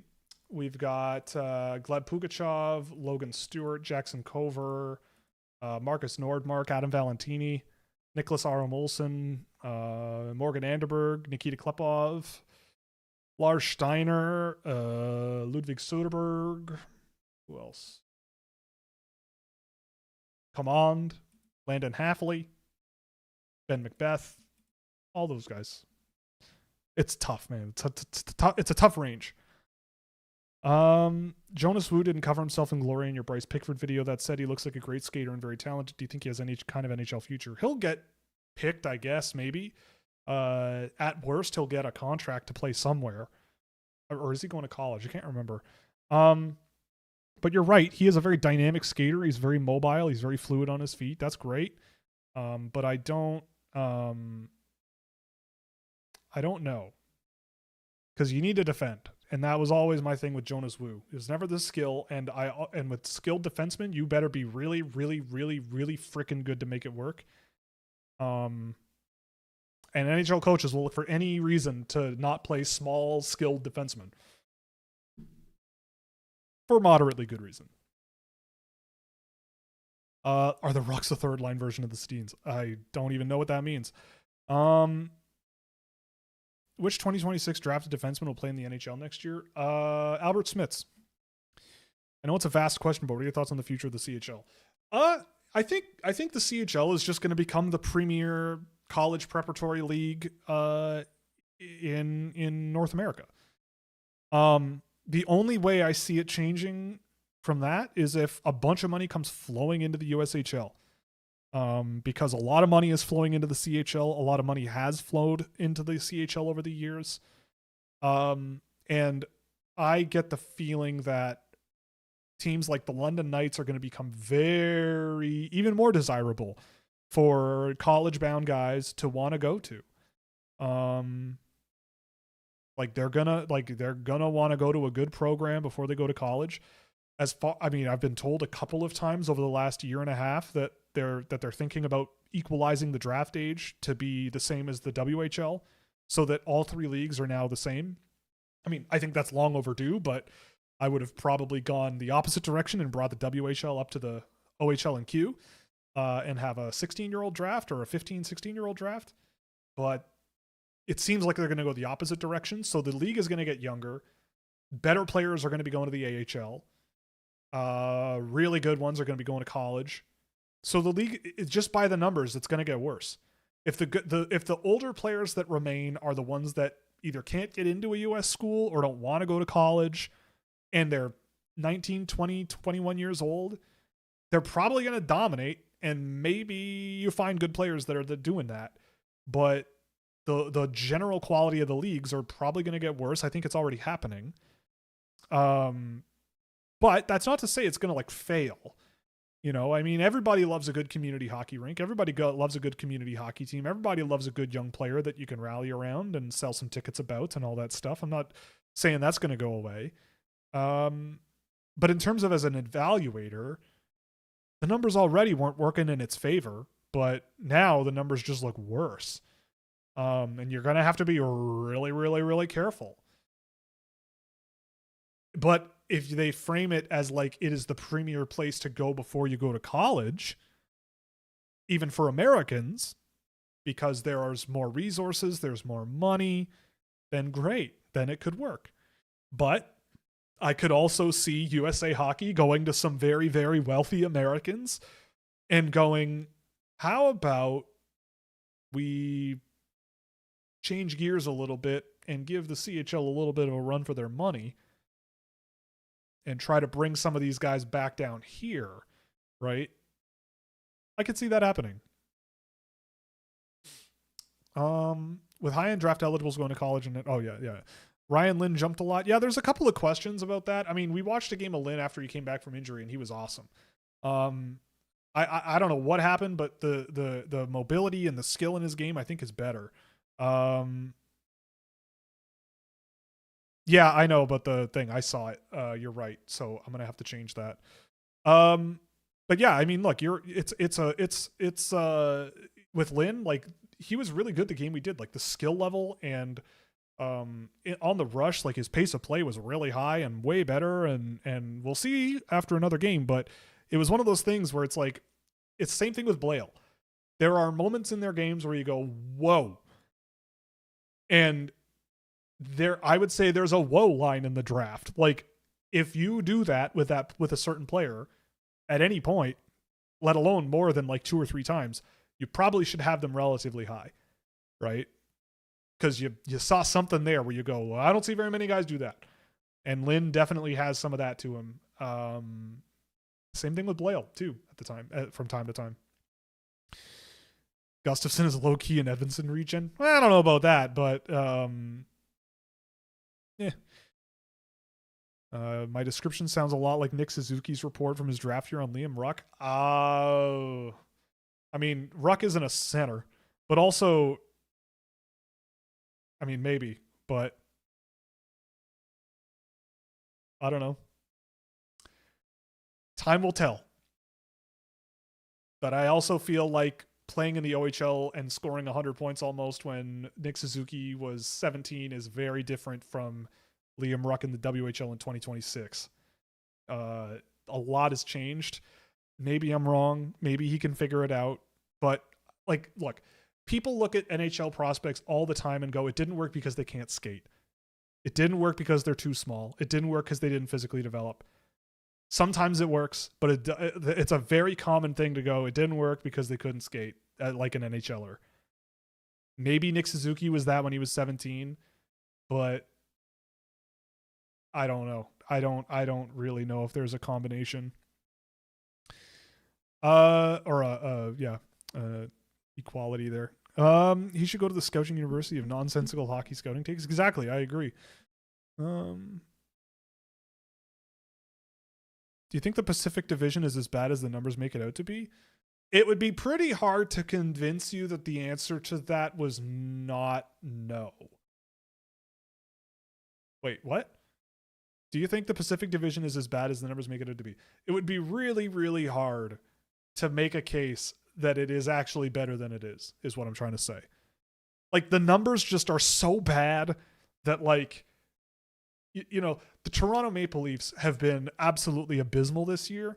They're almost a playoff team in the West. They're like it because of the Pacific. Like, I don't know, it's bad. Frondell projection, top 6 winger, physical guy, maybe a third line center if you want him, but I feel like he would not be a fit there. But top 6 winger for sure.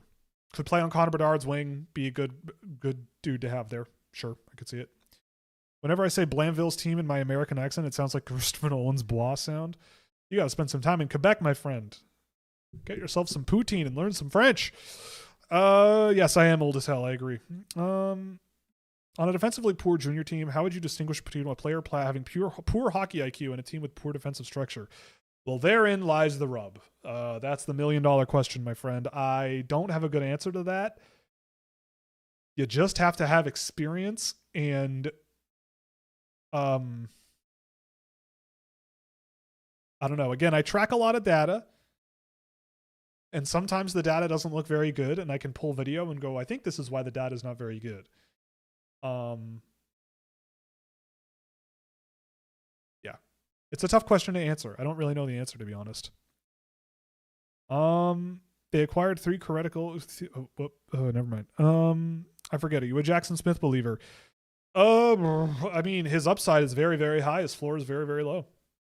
I don't know. Some of his game is really, really good, but some key areas are a big work in progress. But he is a fun player to watch when he's really cooking. Who should the Blackhawks focus in on regarding 35, 38, and 48? I don't know, man. I don't know who the first 34 picks are. Like, if Mathis Preston is there, he'd be on my list real high. Somehow, if Ethan Belt, Eric Wyatt Cullen is there, I mean, if it's your like fifth pick and it ends up being Verdi Svensk, I have a lot of conviction about him now. There's going to be good options though. I'll be very curious to see who it is. For three, that range, like yeah, Bjork would be a good option. 11 through if you can get Bjork and Lawrence in the same draft, I think you're laughing, and I think it would be possible if you're Chicago. I can't wait for them not to do it, and hear from Blackhawks fans about how the guys they actually picked are incredible, and Bjork and Lawrence actually suck. But no, I mean those are the guys that make sense to me on some level, and I think it would be possible. It's just too bad that they're both that.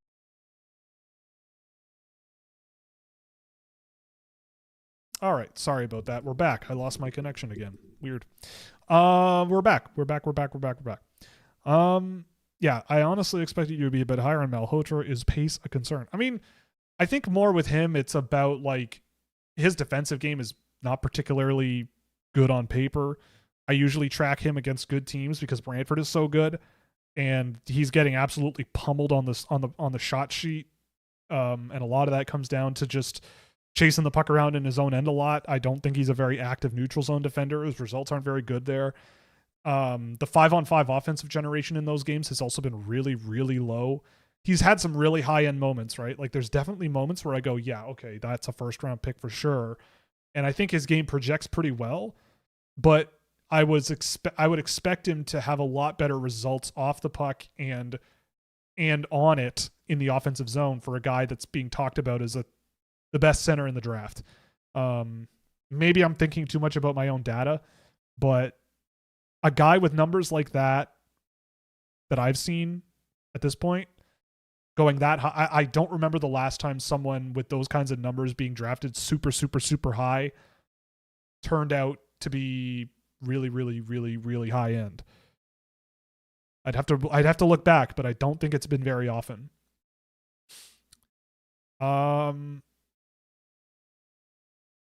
Any suggestions for coping mechanisms when Vancouver inevitably drops down to third? You don't need to cope. You're going to get a good player. Hell, maybe you could trade that pick and get 1 billion picks and do really good work. Who knows? It's not the end of the world. There's no need to cope. The draft is not all about just drafting first overall. It's just not. It makes your life easier, but this year I would argue that it's not that simple. So you'll be fine.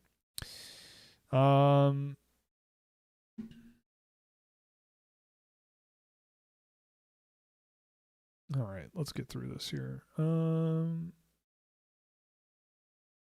Buffalo looking scary good. Yes, I agree. I mean, I'd say Hellenius is definitely looking good, but I've never been a huge Mertka guy.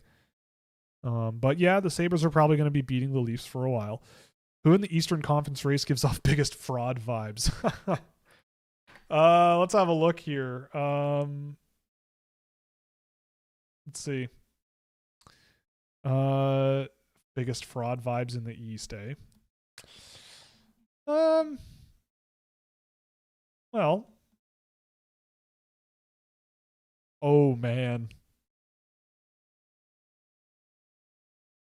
I don't know. Maybe the magic runs out for Columbus. I know Rick Bowness has been doing a great job there. I have nothing against Rick Bowness, but I don't know.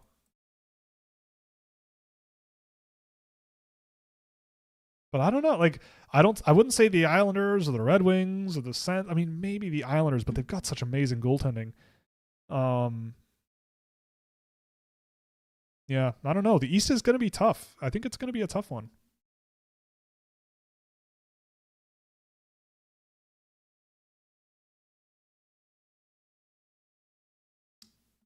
Yeah, I know. Glazing Ben Kindle. You came to the right place. Have you gotten to see Herman Truff this year? A little bit. I love him. Again, if you want a dog who's going to play in your bottom six and be quite good, I think he's a good option. I had him in my first round, and I don't regret it. Who's a player you've tracked that you were so high on that ended up being a bust? I mean, I'm not feeling super optimistic about Gleb Trikozov, but I am. I am very. Oh, are we muted? Oh, no. I don't think I'm muted.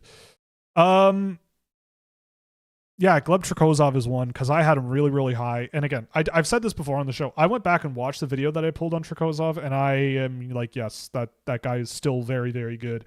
And having watched him over the years to like make sure I don't have a panic attack about what I've missed, a couple of things. One, I get the feeling that in like Omsk is radioactive. Not the place, but I mean like the team. I watched him with that VHL team after he was drafted, and it seemed like they were just hoping he would do everything on the puck. Like just you are the offense for our team, and that's going to be it. And then they also made him gain weight, and he became bigger and slower, and everything slowed down. The skill was gone. The speed of his game was gone. Just there's no edge in his game at all. And he just, his shot was still there. He could shoot the puck, and he scored a bunch of goals. But watching him in the KHL, I was like, this guy looks way worse than he did when he was 17. And that is very problematic. And I've heard from multiple NHL teams now. A couple of people have reached out to me over the years being like, Russia is a great place to get players, but it is risky because you do not know how, you don't have any control. If you don't agree with how something's going, they might just lean into it more. Just to stick your nose in it, like you never know. So when you like a Russian, and you're not working, there's no agreement in place to like bring them over very quickly. You don't want it to be a matter of like, how do you put it? We'll trust them to figure it out because a lot of times it's, and Trikozov's a very good example of that. Look at Demidov. Even Demidov, the KHL coach tried to ruin Demidov too.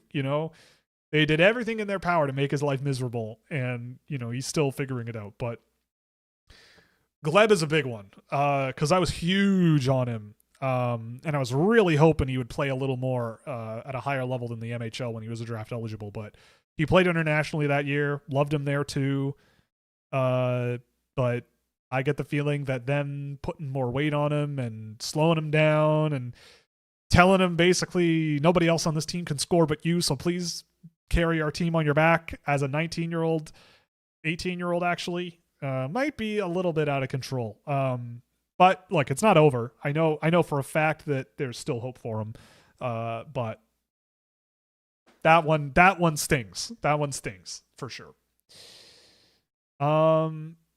Did you see any of Brad Lambert's 2-point night? You're damn right I did. I don't care that one of them was extremely controversial. Really, really, really confident that was not controversial at all because it made Brad score a point and therefore it is okay. But hey, look, like I did see a bit of that Jets game because I wanted to see Lambert. That Morgan Barron, Isaac Racine, Brad Lambert line was awesome. Like that group is really, really fun. I am so happy they're giving Isaac Racine a chance. And the fact that they got him and more stuff to get rid of Logan Stanley and Luke Shen in one trade. Oh, like, mwah, like, oh my goodness. Amazing. Because Racine looks great there already. Lambert, I think, looks great too. I don't know. I'm all for it. And look, this is why I don't really care about how many points this guy has. Is it time to worry about this guy? Is it this? Because it's like, how do they play? Can you put them in a position and deploy them in a way that they'll produce and give you something good that you can work with? And while Lambert was frustrating in the NHL and still kind of is, you still see it. I'd rather bet on him and ride him and see how far I can take it. Get a second team in Toronto. You're glad AJ's not here, but I agree. I think two teams in Toronto would be excellent. Milwaukee would be fun. I feel like Milwaukee would be good. How many players in this draft class do you see making the NHL in their D+1? I don't know, 3? Sure, we'll say 3. How about the Islanders moving their AHL affiliate to Hamilton? Yes, that's great for me. That's 10 minutes away from my place. Well, no, a little more in the city. I'm excited though. It'll be interesting to see how that rink looks. It's about time it got an update. It seems to be very nice from what I've heard. And it'll be a lot of fun. I mean, they'll have some fun players there too next year, I think. So maybe I'll go down, see a game.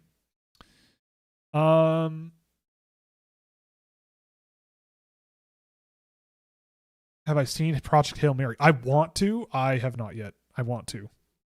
A link for the simulator? Well, keep in mind, I have the flyers are apparently broken. But I'll post the link again.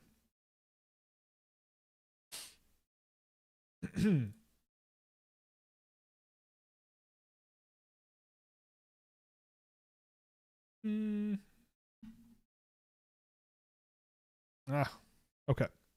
Yeah, I do really want to see it. I haven't yet. Yeah, I do want to. Monopoly is pretty bad. Monopoly is a pretty bad board game. Has your opinion on Cole Baudouin changed the year he's had? No. He's still bottom 6 energy, physical, high energy guy.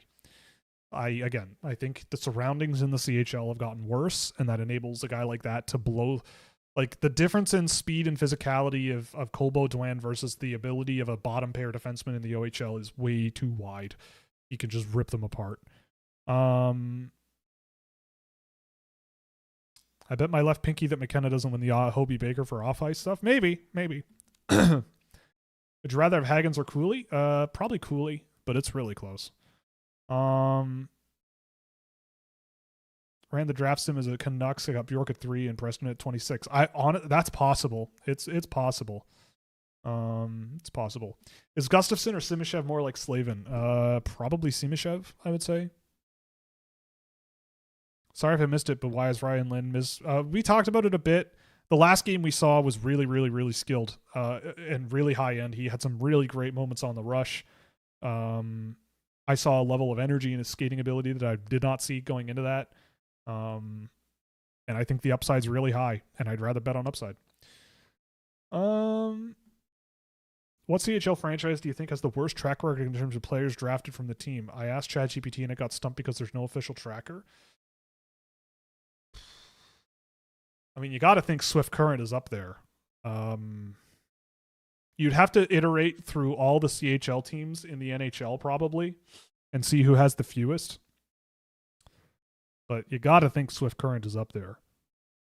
I'm trying to remember any Swift Current player that has gone to the NHL, and I don't know how many there have been. It's not very many, I don't think.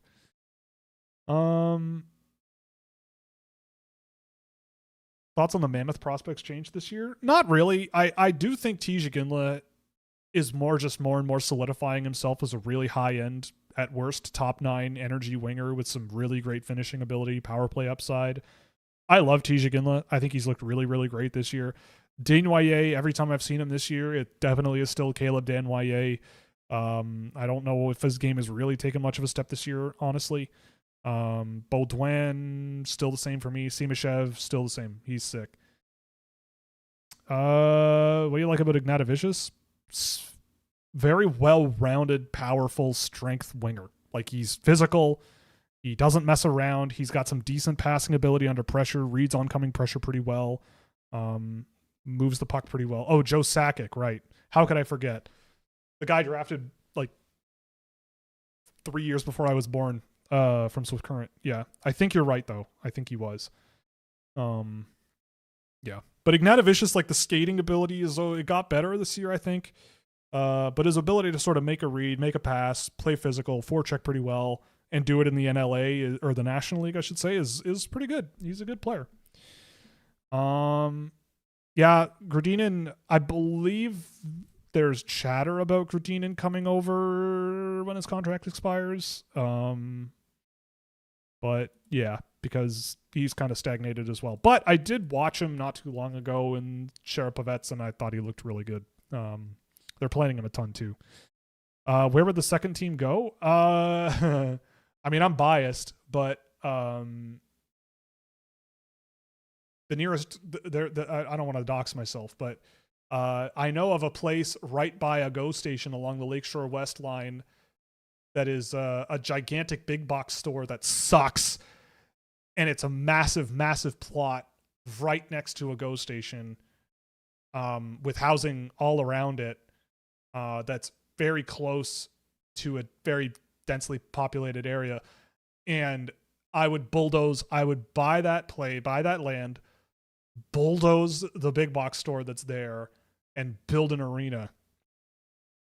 That's what I would do. Somewhere along the goal line that is not in the city. And I bet that you could make it work.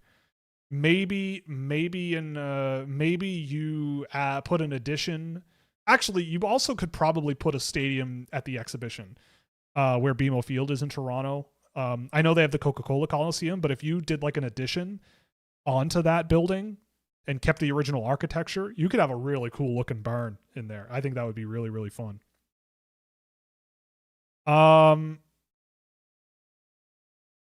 The lacrosse owner got the arena updated. Yes, they did. I did see that. If people want to save their drafts, you can have export to CSV. You can use columns, name, and team. Yes, you could do that. It exports, but it does export a text file. You can do that too.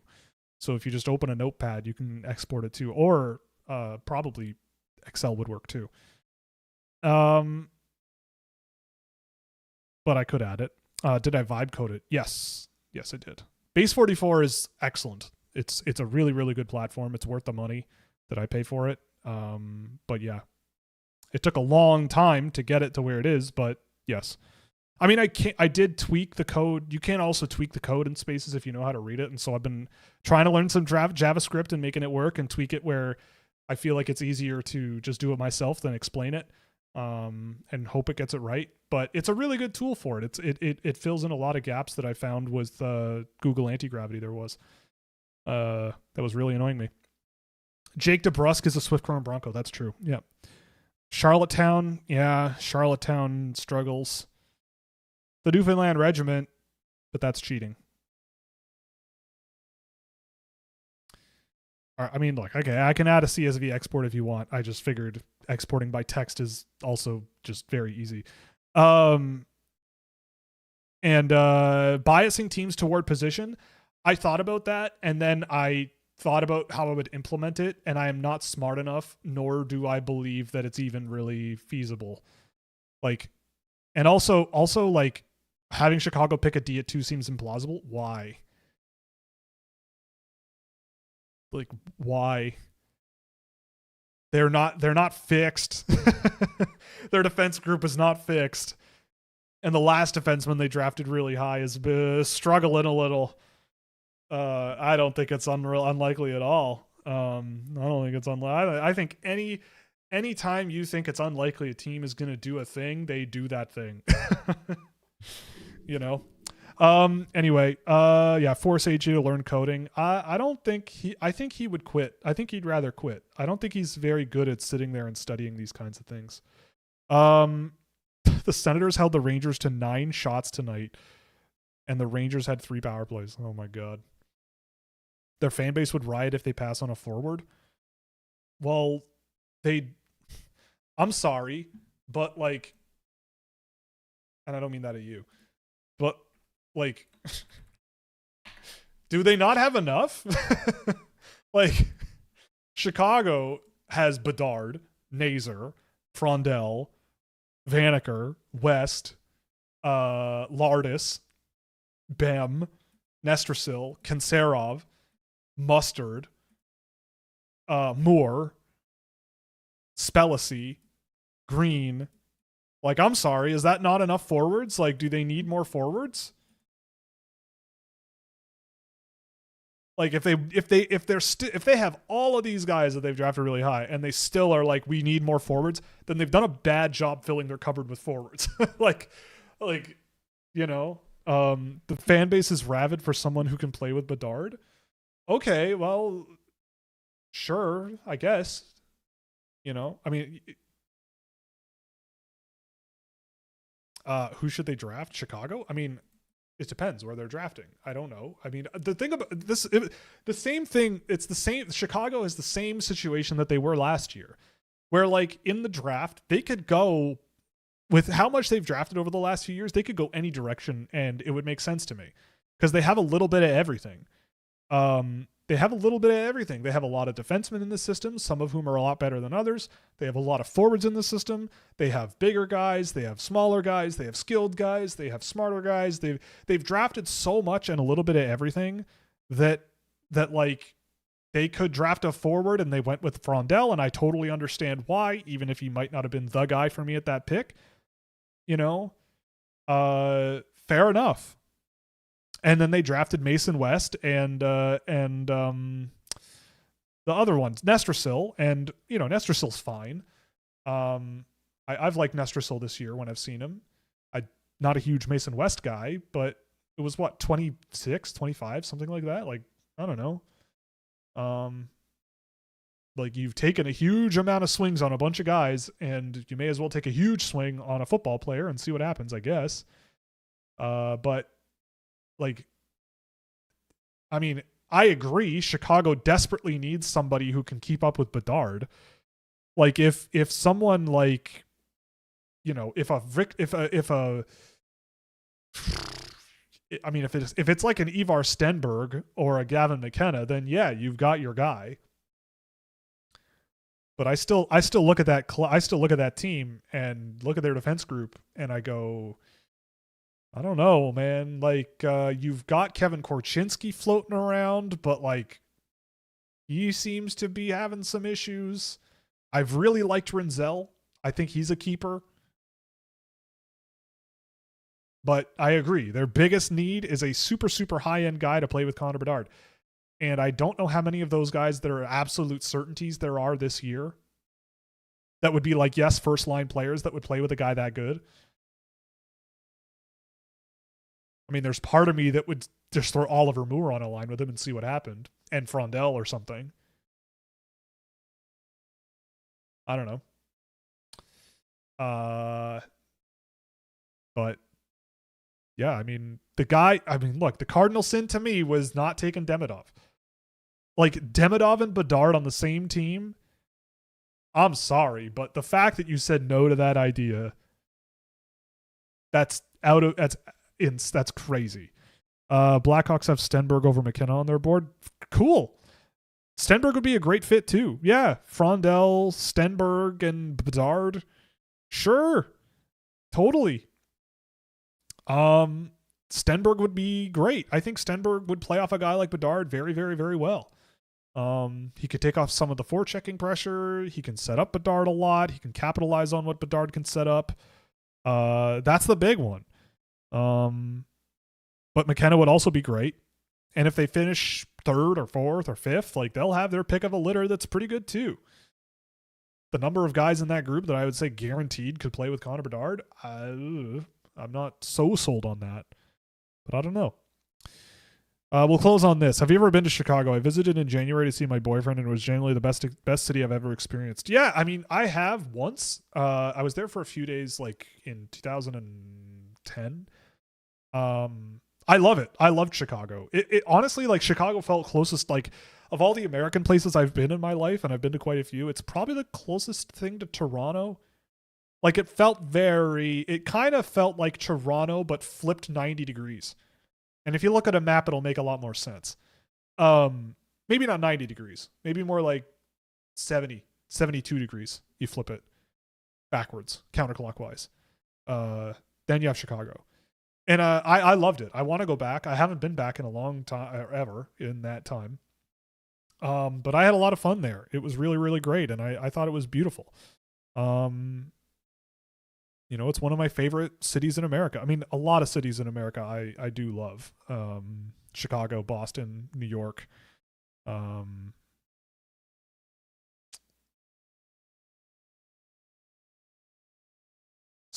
Phoenix is great too. I love Phoenix. Did it feel safe at night? Genuine question. Yeah. I mean, most places generally do. Especially compared to like how it was when I was a kid, man. Like, when I grew up in Toronto, like, there was a mob shooting in my neighborhood when I was like 12. Like, things have been bad before. People say things are bad now. Trust me, they can get way, way worse. Way worse than it's portrayed nowadays. Like, we live in a pretty good time to be alive, to be perfectly honest. But yes, it did. I don't think there's been very many places I've ever been where, like, I mean, again, look at me. I feel pretty privileged. But there aren't that many places I've ever gone where I've been like, I don't want to be outside at night. Moscow, yeah. Moscow, you don't want to be walking around at night. Probably not. But by and large, yeah, it's fine. Yeah. Yes, I am still on. We're about to leave, actually. We're going to call it a night. But you went to the grocery store? I mean, you must be in a different time zone because it's 10 o'clock for me where I am, and that's a late grocery store trip. Super tough. Shout out Willow Pill. Yeah, shout out Willow Pill. Yeah. I saw Willow Pill in a, I guess, concert in Toronto like last year, 2 years ago. One of the funniest things I've ever seen in my life. One of the best nights I've had in such a long time. It was so much fun. If you get the chance to go to a Willow Pill show, you gotta do it, because it is equal parts moving and strange and hilarious, and it's beautiful. It's wonderful. Can't support Toronto because of Drake, but if he wasn't from there, I'd love it. Look, I was born and raised in Toronto. I am from an area. I am from West Toronto. We do not claim to own Drake. Drake is not one of us. We in West Toronto, we are the hippies. I grew up in hippie town Toronto, where there's a park, and a bunch of premiers of Ontario have come from there. I lived in the hippie dippy hoity-toity neighborhood of Toronto, and Drake would not. It wasn't really his jam. We don't claim to own him. He is a more of the ritzier parts of the city type that nobody likes. That's not true. I'm kidding. Pyongyang at night is actually probably pretty safe, I would say, because I get the feeling that like if you do crime, they take you and your kids and their kids and throw them all in jail. So maybe not a good idea. Oh, Vancouver. Okay, that makes sense. Okay, that's a much more reasonable time to go get groceries. But yes, we are still on. But we'll be going in a second. I guess that's it. All right. Yeah, we're gonna call it now. Thanks very much. This was great. I appreciate all the feedback and the notes on the draft simulator. I will see if I can fix the Edmonton Philadelphia thing. It shouldn't be that hard to fix that. But I will fix it. I'll take a look after this is over. But in the meantime, otherwise it works. And by April, hopefully we have the multiplayer working. But in the meantime, thanks for joining. This was a lot of fun. Again, no show Thursday. We will be back in a week today. Obviously, that is a week from now. And we'll be bright-eyed, bushy-tailed. Again, Scouching reports start coming out tomorrow. There will be some tomorrow, Wednesday, I guess Thursday and Friday too, because I'm not here. And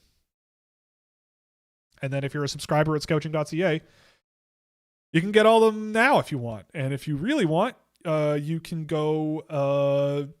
There's going to be more before the end of the week. I'm doing a really good job closing this out.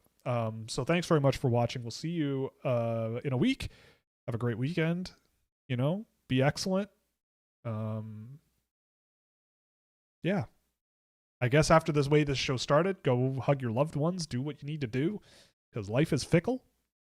And we'll see you in a week. Okay. Bye-bye.